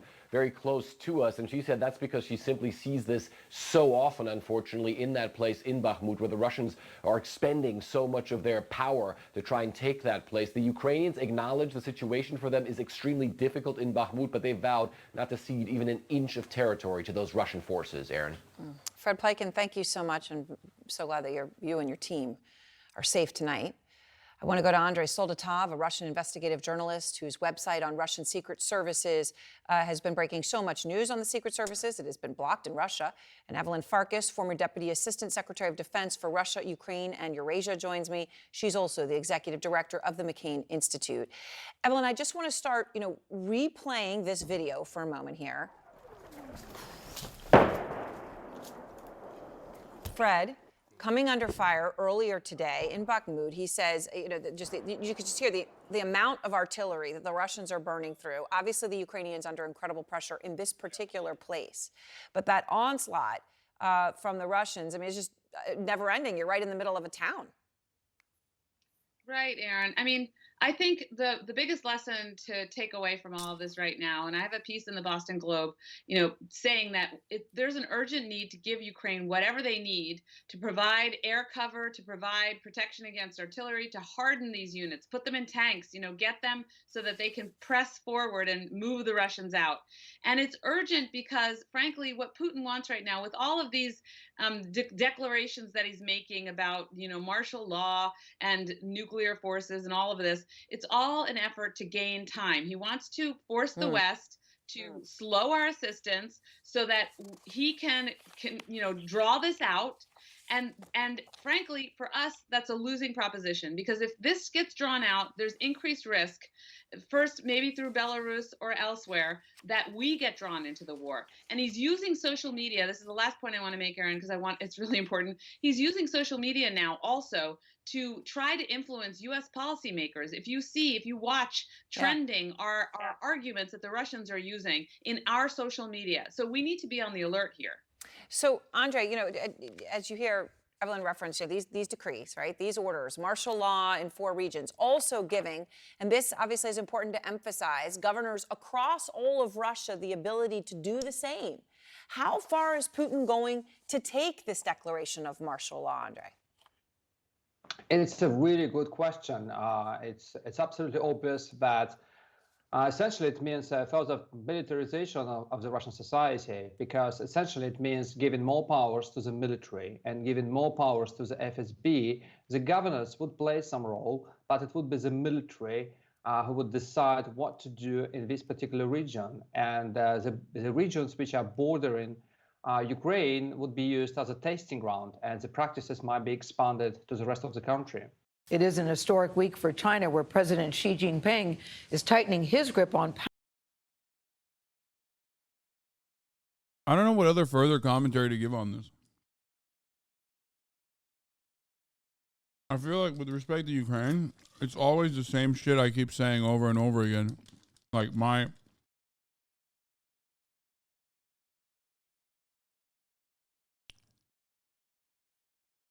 war is bad. Russia is increasing pressure because it feels the pressure, because they're not doing as well as they previously thought. Hopefully they don't ever fucking use a nuke, whether it's a baby one or not. And I hope that this ends.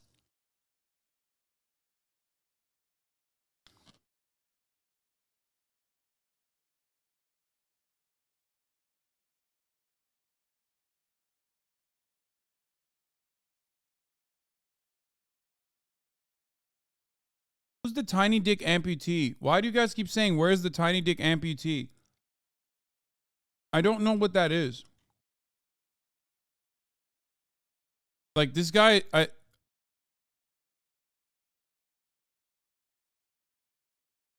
what? Oh.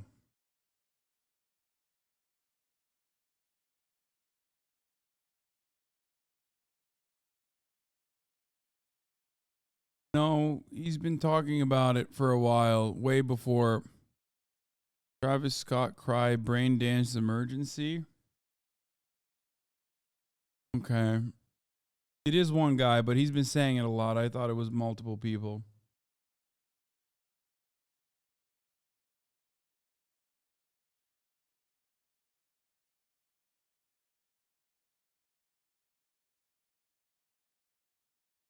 It's white now.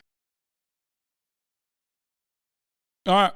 It's time to talk about brave leader, Supreme Leader Xi Jinping. Power at the Communist Party's National Congress. President Xi has introduced more assertive policies at home and abroad, leading to some chilly relations with neighboring Taiwan and tighter controls over Hong Kong. That city has seen major upheaval in recent years with a police crackdown on pro-democracy protesters. Elizabeth Palmer is there with more on this part of the story. Liz, good morning to you. Good morning. Not so long ago, Hong Kong was a British territory, and as such, it had a vibrant civil society and media. But one high-profile recent legal case shows Now it's dead. Everyone's dead in Hong Kong. Like, I'm sorry. I understand why people in Hong Kong would not want to be under Chinese rule because of like how heavily monitored certain behavior is and how that's unacceptable, right? From a civil libertarian perspective. But the way that the American and British media cover this shit is so fucking psychotic. Like, they're like, you can't tell from the way that the streets are designed nowadays, but Hong Kong is under a sequence of fire.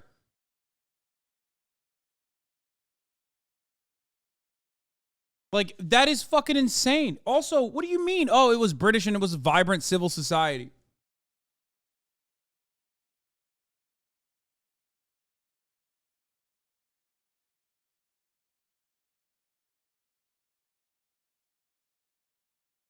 It's not like it was yours, you know what I mean? Like, you made a deal to give it back, and then you gave it back earlier than you were supposed to. That's it.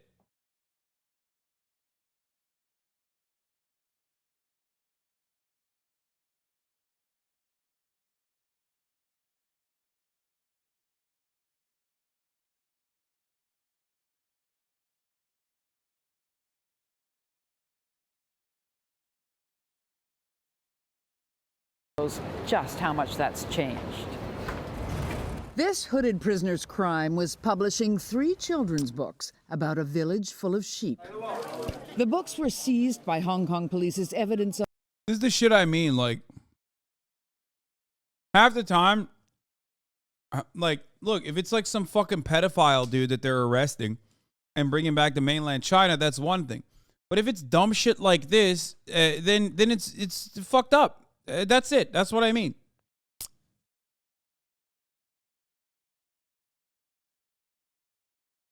Don't write shitty books. Westoid take. Man, suck my dick. None of you motherfuckers living in Iowa understand the fear, the legitimate fear that you have when you have a government that does not have even a semblance of fucking free speech, okay? Shut the fuck up before you say Westoid. Yeah, it's not as fucking horrifying as the way that, or dystopian in the way that American and Western media in general presents it, but it certainly isn't great either, all right? I mean, there's a fucking reason why I live here in America, okay? Shut up.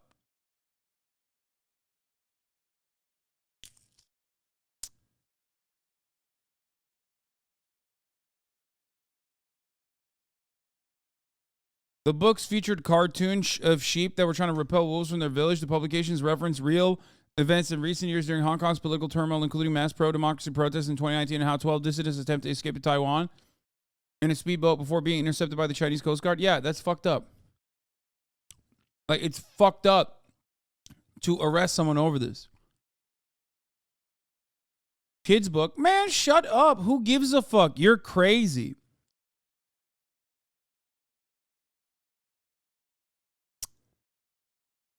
That's insane. You're literally insane. I forgot I was on screen. Like, it doesn't matter if they made that for kids or not. It doesn't matter. What are you fucking saying that, like, this isn't a lesson that kids should learn about? Like, who cares? You live on the other side of imperialism? Yeah, even though I do have a unique perspective on, not imperialism necessarily, but certainly authoritarian governments that you know, put you in jail over petty shit. In America, we ban books too, right? Like, obviously, we ban like ridiculous shit, but never to this degree where they fucking black bag you and toss your ass in jail. You're being crazy. This is not a comparison. This is not adequate. This is not appropriate, okay? Sorry. Especially when you're China. Like, I even give a crumb allowance, a crumb of an allowance to a country like Cuba, which is under like a direct occupation. Like, literally.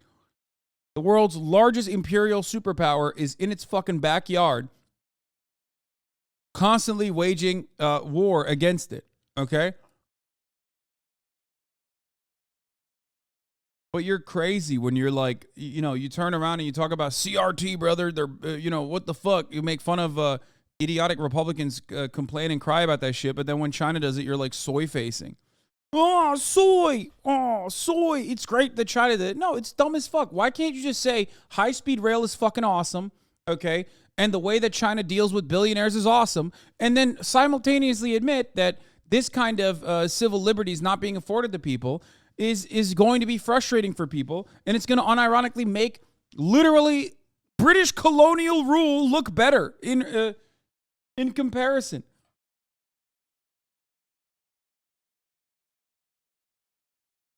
Like, American involvement or Western involvement in the Hong Kong liberation protests are irrelevant if you don't consider the main real reason why young people living in Hong Kong don't want to be under Chinese occupation instead of fucking getting excited for it. Okay? You always think that like the Arab Spring was like almost single-handedly fucking conducted by the United States of America. You're giving too much credit to the CIA. Those motherfuckers on a speedboat got owned by Venezuelan fishermen, okay?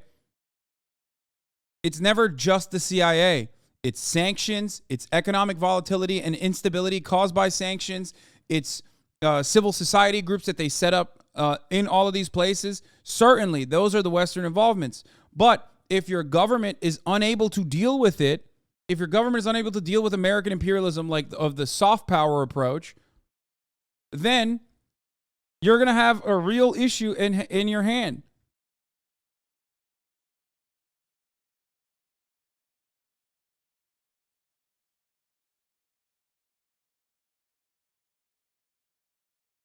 The Hong Kong protests are literally CIA operation, though. Like, all the escalating motherfuckers, etc., are agents. This shit has been uncovered so much. But it doesn't matter. There's still real people on the streets. You're missing the point.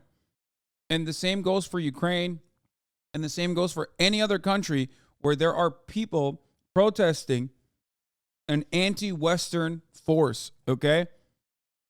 Some of you on the left literally think it's just America. It's America that is the puppeteer. And to a certain degree, you're right. I talk about this all the time. You're like going to be right 98% of the time, okay? But the 2% of the time that you're wrong on, you're super wrong. It's weird. It's weird to assume that these massive fucking protests that are happening are exclusively a consequence of the CIA. They don't have that kind of influence. They do have a lot of influence, but not that. You have to have legitimate interest. You have to have legitimate interest on the ground. And people do have that legitimate interest. That's the reality. You got to read Lenin, dude. Oh, my Lord. Yeah, dude. Lenin. Oh, Jesus Christ.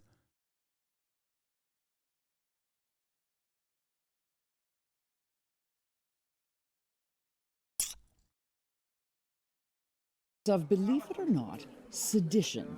Some of the material inside, which is with a seditious intent, which bring the hatred against the government. Hong Kong used to have some of the liveliest, freest speech in the world until China took over. And in You're having a bit of a baby, take us on? No, your brain is fucking broken from everything that you read on Reddit and shit. That you are like, you can't fucking be critical of like China's domestic policies. It's crazy. I already started off this conversation by saying it's laughable the way that the Western media covers Hong Kong as though it's literally lit on fire. You know what I mean? As though the Chinese government took over and now they're killing everyone on the fucking streets. That's the way they make it seem like. They also are disgusting and openly state shit like, They're disgusting and state that like under British colonial rule, Hong Kong was a thriving civil democracy. It's like, come on, dude. Okay? That part is ridiculous. It's not. It's not as bad, nowhere near as bad as the way that the fucking Western media depicts it, okay? But that doesn't change the reality that Chinese policies, Chinese domestic policies, are unironically very fucking brutal and oppressive, and you wouldn't want that, okay? Especially because you live in the West. You cannot comprehend living in a world where you're terrified of what you're saying because you're worried that the most powerful force in your immediate existence can just take away your freedom like that. In America, you don't get fucking arrested over the petty free speech restrictions, okay? That's the difference. America still criminalizes every other facet of poverty. Do not misunderstand me. And it's fucking dog shit. And that deserves criticism, of course, as I talk about quite frequently, right? And that's bad. That's bad. I mean, they just tried to throw people in jail for voting, okay? How insane is that? I mean, if you said that was happening in Hong Kong, there would be every fucking outlet would be covering it nonstop. China is so bad, so oppressive that they're jailing people for voting in Hong Kong. Like, think about that. A new Chinese task force was immediately implemented that directly answers to leader Xi Jinping to ensure that anyone who votes for a party that they consider to be wrong will go to jail.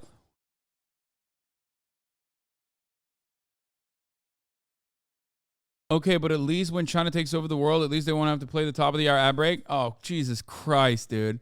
That wasn't even a good segue, God damn it. Yes, I have read Lenin Tipsy Ton. I have, yes. As the first generation immigrant from Iran, it's frustrating when some leftists minimize the oppression of governments like that in their anti-imperial fervor. You can criticize both without minimizing one. Yeah, exactly. It's so fucking silly.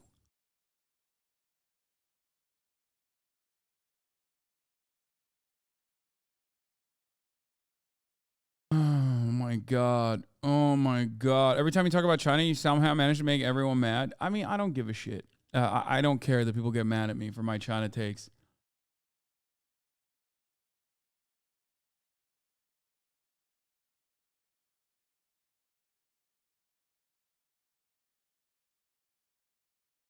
All right. Anyway,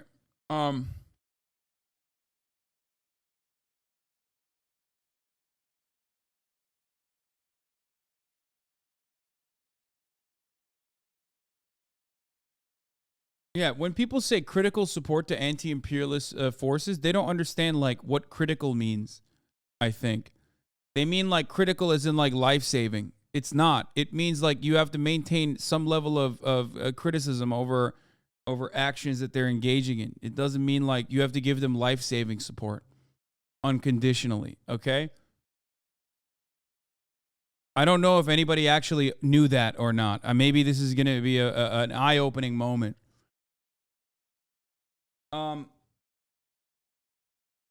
Being critical and describing the policies brutal and oppressive are not the same thing. Why? If it's brutal and oppressive, why not admit it? Shut the fuck up. It is brutal and oppressive.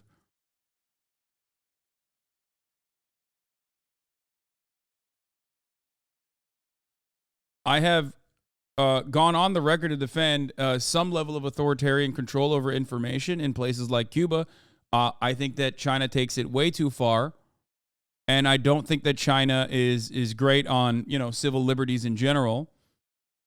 But you're crazy. Like, you're just not, like, I'm not going to fucking, change my commentary on a particular subject, especially as it pertains to things I truly believe in. You know what I mean? Just to soothe the opinions of fucking Reddit-brained lefties. Like, ultimately, it doesn't justify doing anything, right? Like, it doesn't mean that, like, we should nuke China or whatever, right? And you can't say that I'm an advocate for, like, action against China because of what I said. And I don't believe in that anyway. And I talk about it all the fucking time. But you're crazy.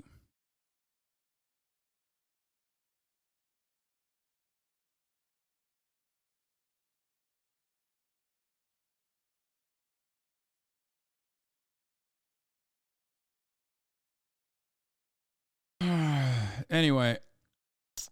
2020 imposed a national security law that, in effect, bans all criticism of Beijing's policies and its governance. Soon after pro-democracy protests erupted in 2019, the Hong Kong government, under Chinese pressure, moved to shut down almost all independent news outlets, including the respected Apple Daily newspaper, whose senior staff were sent to jail. And when Hong Kong's huge book fair returned in 2021 as the pandemic ebbed, it looked like business as usual. But a year later, any political book with edge was gone. Keith Richburg is the head of journalism at Hong Kong University. They don't. It's like petty shit. But I think personally that exercising a level of control in such petty parts of people's daily existences is an effort to reinforce the power that they have over people. Like, I don't think that a couple fucking random books are unironically going to spark a liberation, okay? I don't think so. I think that's just another way to show people, like, no, we are authoritarian. Like, trust me, like, we will fuck you up, okay? That's it. Like, people are so dumb to consider, like, oh, Winnie the Pooh. Like, Xi Jinping was depicted as Winnie the Pooh, and he must have done it because he's personally upset. He's thin-skinned. It's like, no, man, it's not that. It's just that they want to maintain the facade of control. Well, it's not even a facade. It is real. They want to maintain their grip of control and reinforce it at every fucking step of the way. I think they just want to literally show that, like, that it is the power that they hold on every single individual. It is. Don't you think it's blown out of proportion? No, I don't think it's blown out of proportion. I think they do, like, really petty shit. But then you see Americans and what they do with free speech, and you're like, well, I don't know. Maybe China has some good fucking ideas. Holy shit. Obviously, I don't believe that. But goddamn, do Republicans make me consider that? Holy fuck. Have you seen the shit that goes on Facebook? Motherfuckers think kids are shitting in kitty litters boxes at schools, man. There's hundreds of thousands of Americans right now that think that. And there's unironically nothing you can do, especially when you fucking carve out public education and destroy it from within. They want to show you that they're both the carrot and the stick. Yes, that is exactly the Chinese rule of governance. They give you the stick. They show you, listen, as long as you keep your fucking head down, we will take care of you. Okay? As long as you don't fucking speak out of pocket, as long as you don't try to change things dramatically in your neighborhood, you know what I mean? You can't do any of that, but we got you. We got your back. And broad swaths of the population recognize that reality. I mean, at least the broad swaths of the population that I have talked to. Now, that does not feature non-Han Chinese people and their perspective, obviously, but that much is just all the same state shit that every fucking state does.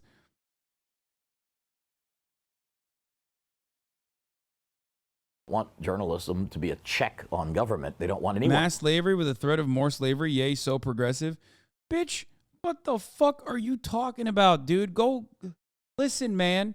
Without Chinese progress over the course of the past 20 years, the entire global economy would look dramatically different. You understand that, right?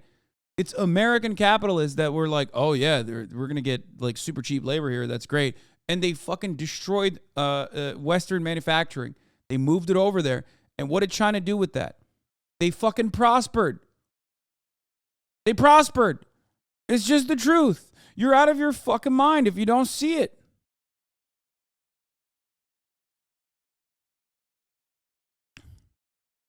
They took advantage of capital owners. They took advantage of capital owners and their endless thirst for profit seeking. Okay? And they weaponized it. I can never tell if you're defending or speaking against China. Sometimes I'm defending certain aspects of Chinese governance, and other times I'm criticizing the aspects of Chinese governance that are otherwise brutal and unacceptable.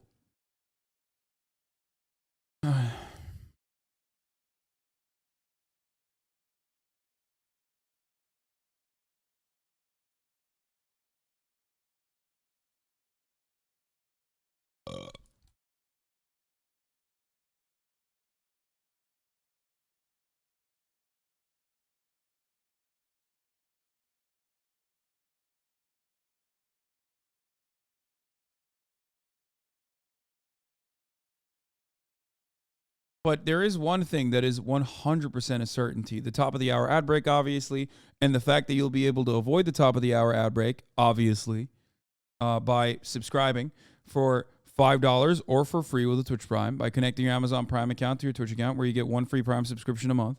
You can also get gifted a sub if you're lucky. The other thing that's a certainty is that, and by the way, I'm serving the ad break already. The other thing that's a certainty is that without Chinese initiatives to uplift massive swaths of their fucking population, the whole capitalism lifted millions, billions out of poverty narrative falls apart. Don't use the Chinese numbers. All of a sudden, you see the reality of the world. The world is getting poorer overall. We're not eradicating global poverty, extreme poverty of the global scale. It's actually getting significantly worse. The only place where the global extreme poverty numbers have been eradicated is unironically China. Okay? It's just the truth. There is no denying that. That's not my take. That's the World Economic Forum. Okay? That's not true? Okay. Well, India, sorry. I know. India's biggest defender. Mostly China, though.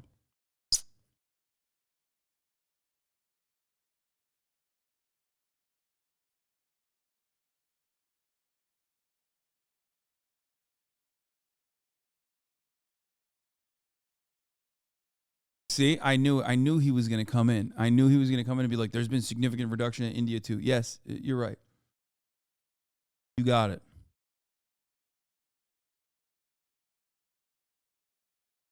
To be fair, the Indian communists are way more left than China. I don't think he likes... my boy is not a big fan of Indian communists, especially the sick Indian communists. Schadenfreude isn't. I know my fucking chatters, dude. Want to be a check on government. How severe are the penalties for those who have crossed the red line? Penalties can range up to life in prison. So life in prison, no possibility of parole. You can't really defend yourself against these things. The publishers did try to defend themselves. Their lawyers argued the books would help kids understand systemic injustice. But authorities recognized the sheep as not so thinly disguised pro-democracy Hong Kongers. And the predatory wolves, you guessed it, the Chinese. A definite red line. The sentence for each of the publishers, just over a year and a half in jail. As we worked on this story, I was struck by how many people would talk to us, but not on camera. That includes lawyers, activists, and publishers.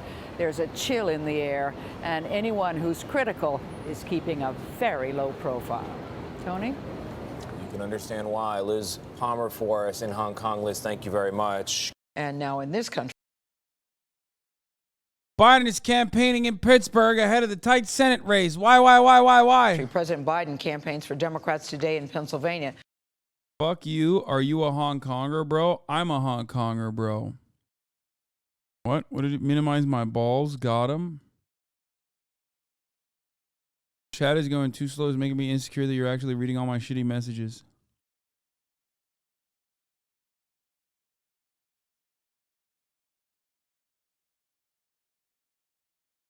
It's one of the few places where candidates actually want his support.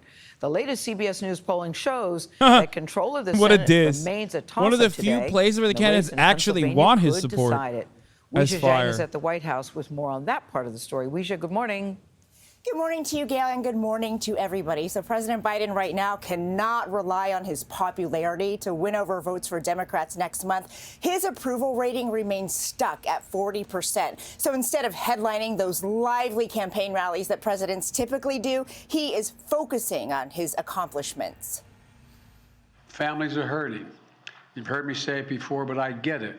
From gas prices to new jobs and abortion, this week President Biden is going all in on those issues. When asked Wednesday about his focus going into the election, he said there are multiple issues at play. Just hoping to clarify for midterm voters, top domestic issues, inflation or abortion. All important. Unlike you, there's no one thing. Today, the president is heading to Pittsburgh to tout the billions of dollars he signed into law for rebuilding the nation's infrastructure. He will revisit the site of a massive bridge collapse. This was fucking wild. I mean, let's keep it real. Listen, infrastructure going from China to America, bit of a whiplash there. You know, you look at a country that has been able to urbanize gigantic swaths of its population over the course of 20 fucking years. And then you look at America, who is still relying on the last semblance of social democracy from the civilian engineer corps in the aftermath of the New Deal. You have a country that was built and prospered on the backs of some semblance, a crumb of social democracy. And it's on its fucking last breath. And then you have China, which he toured back in January on the day the disaster unfolded, with Pennsylvania Lieutenant Governor and Democratic U.S. Senate candidate John Fetterman. This evening, the two will meet again in Philadelphia for a fundraiser. Republican challenger Dr. Mehmet Oz wants Fetterman to stay linked to the president, too, blaming inflation on both of them. On the issue of inflation, John Fetterman does not believe Joe Biden spent enough money. Oz has also questioned his opponent's health after he suffered a stroke in May. I genuinely hope that there was not a doctor in your life making fun of your circumstances. Fetterman released a letter from his doctor Wednesday that says he is recovering well, with no work restrictions, but occasionally there are words he will miss due to lingering auditory issues. Fetterman is one of the only Democrats fully embracing President Biden's support. In fact, this month, several high-profile candidates are holding events, but it's not President Biden who will be stumping by their side. It's former Barack President Obama. Gail. All right, we should thank you very much. Nevada, a state I will never say the name correctly, is also becoming an unexpected battleground state as the Senate race is razor tight. Let's take a look. Welcome back to CBS Mornings. We continue our team coverage of the upcoming election. No wonder you are Democrat. You deep throat China all day. Yeah, dude, you know the Democratic Party is such a fucking big fan. Remember when Nancy Pelosi literally almost started World War III? By just straight up having a fucking random ass weekend party in Taiwan as she like escalated and went against the American government's attitude towards China. That's so crazy though. Everybody loves China in the Democratic Party. You already know. Dude, some of you motherfuckers are so stupid, dude. There's no saving you. Okay? There is no saving you, motherfucker. You are just so stupid. Like, you live in a world where people constantly fucking lie to you, and instead of like being just a little bit skeptical, you've just decided to eat that propaganda by the fucking spoonful, and you're just repeating it in here on a place where I can actually respond to you. Dummy, you are lying. You mean current President Barack Obama? Yep, that's right, brother.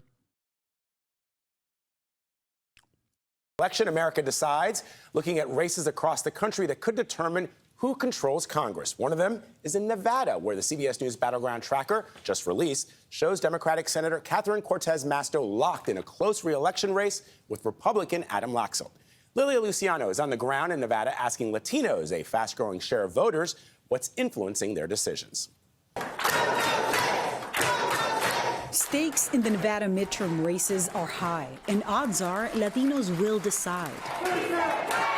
Making up 20% of the state's electorate, governor, House, and Senate candidates are reaching out to secure votes among the fastest growing minority.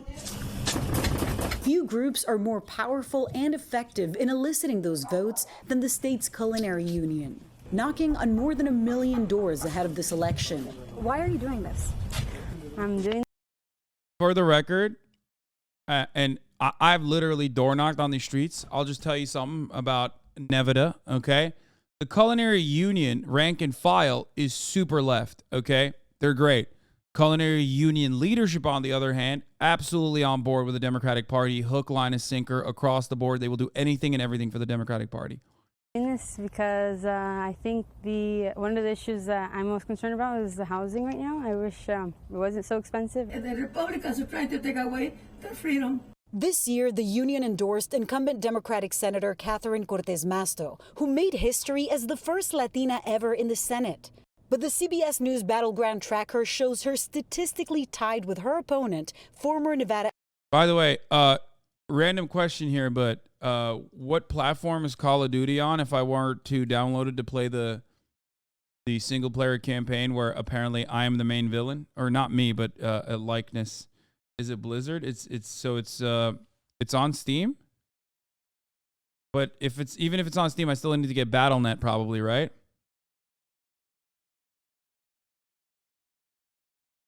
So I still need to get Battle.net regardless. Okay.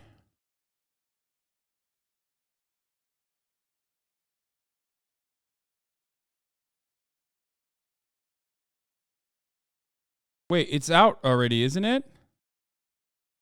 Why does it say pre-purchase? Is it not out already?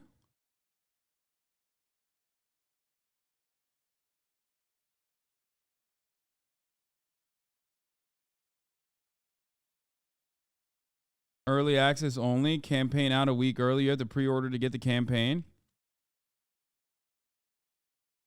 Get campaign access for pre-ordering. Do I still get it or is it too late now?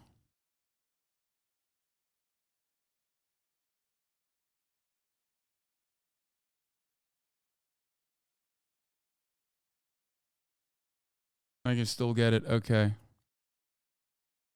So how the fuck do I oh, it says pre-purchase and play now. Okay, I'm going to download Battle.net. Downloading Battle.net. Very nice. Okay, all right. War Crime Simulator. War Crime Simulator.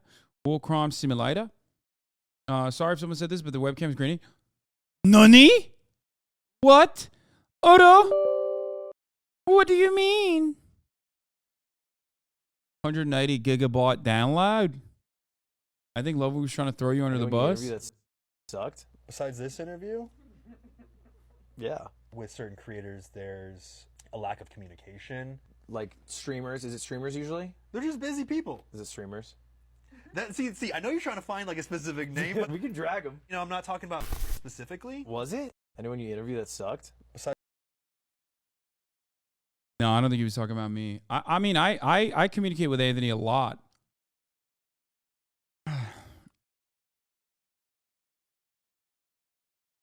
I talked to him. It's 36 gigs on Battle.net. All right. Nice, nice, nice. Very nice. I'm downloading Battle.net right now.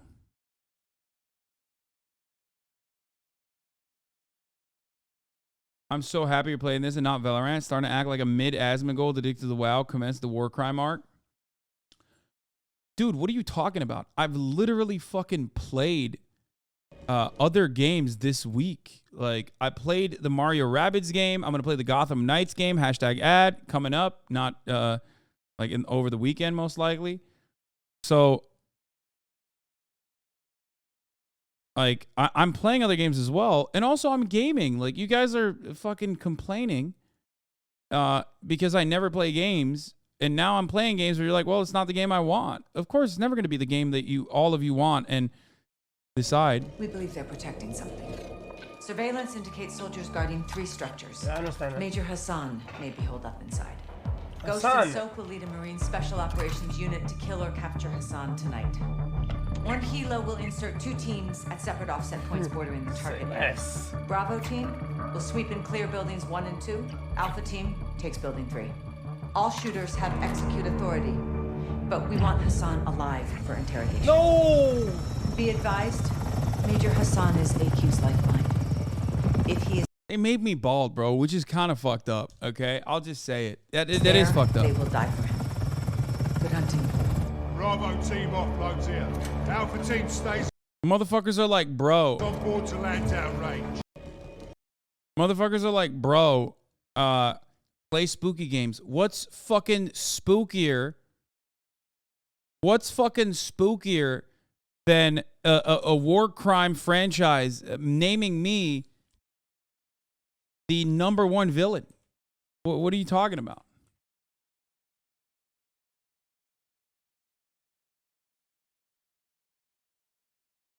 Scorn? No, it's not that. That's not as scary as I thought it was. That's what people were saying, at least.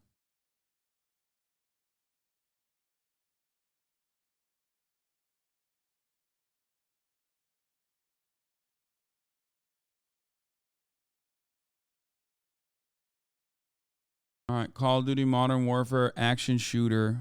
Install it. 36 gigs. Let's see if let's see if my computer will be able to install it while also streaming. We're about to find out, ladies and gentlemen. We're about to fucking find out. I think it can. 36 gigs. Currently running at 82 megabytes. It's working. Until Dawn People's War game, you're just mad for getting called out for being an LGBTQ in a video game. That's true. I am a B. A bald. We're going to show Hassan never break contract with Twitch again. Standing by,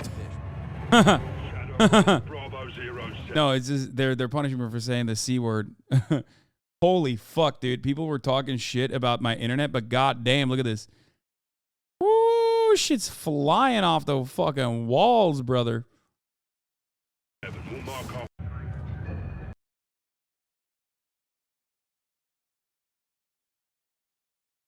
God damn. Told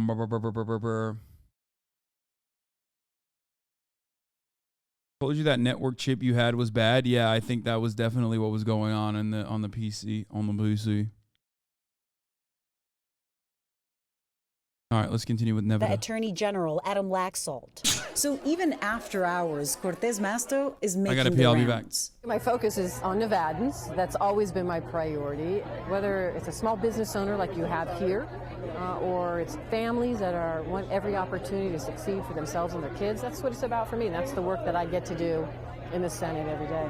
For a state hit hard by COVID closures, with inflation and gas prices among the highest in the country, voting in this election is about nothing more than making ends meet, says Laxalt's advisor, Jesus Marquez. Latinos in the past used to think that, okay, we need to vote for a Latina or a Latino, but now it doesn't matter whether it's Latino or not, as long as it takes care of the problems. I can only tell you, that what I hear from Nevadas and Latinos, and it really is the same story for all of us, which is that American dream. You know, it is the opportunity to succeed. But her opponent has a fierce finger pointed at Democrats as to why that dream is out of reach. Yeah, I tell them to look outside, and everything they experience is a direct result of Joe Biden and Senator Catherine Cortez Masto.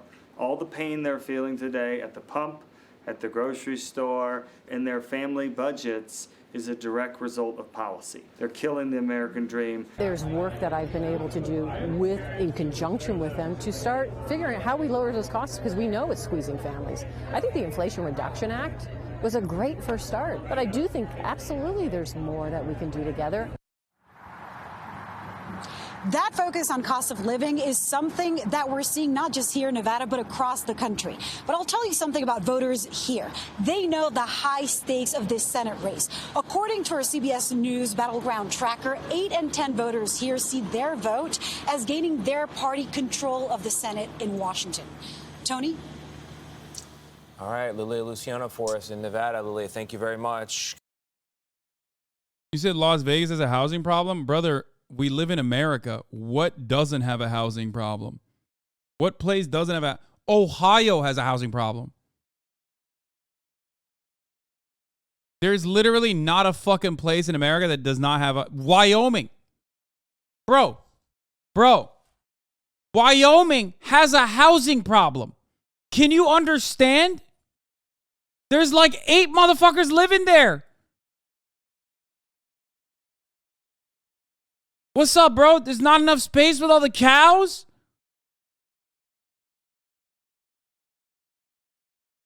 It's like barely a place.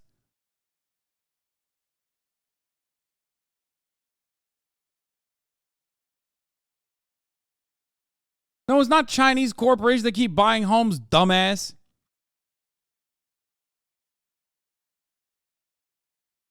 The very same people that want to make sure that you rent for the rest of your life, buying out all the fucking supply, raising the prices, and ensuring that there's a limit on how many houses are made.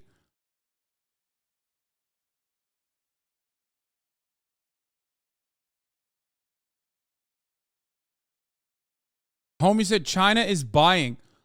Homie said Chinese corporations are buying homes in Wyoming, dude.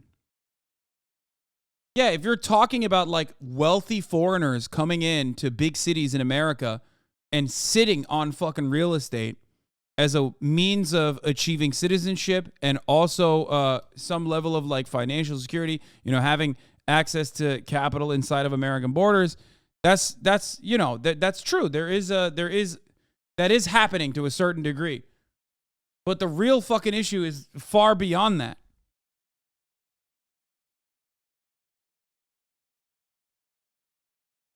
Anyway, here's Kanye West. The president of the United States does not have meetings with Elon Musk. That is fucking, hey, here, come get me. That's fucking retarded.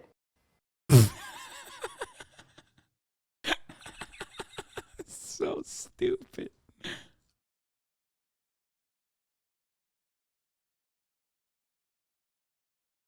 By the way, it's pretty funny when you consider that he literally fucking turned around and was like, no curses. No curses on my album, Donda.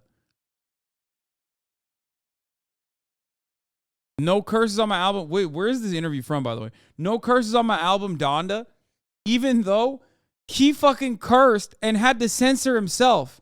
It's like, bro, it's your album. It's your lyrics. Why did you have to swear in the lyrics that you put down, which you never actually ended up saying? Like you censored yourself.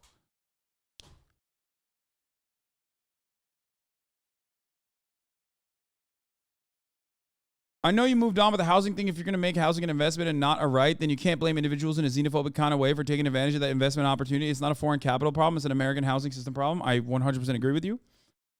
I already mentioned that, though. Like, housing is considered to be an investment and not shelter, a necessary resource for people's existence. I love the pedestal he has Elon on. Yeah.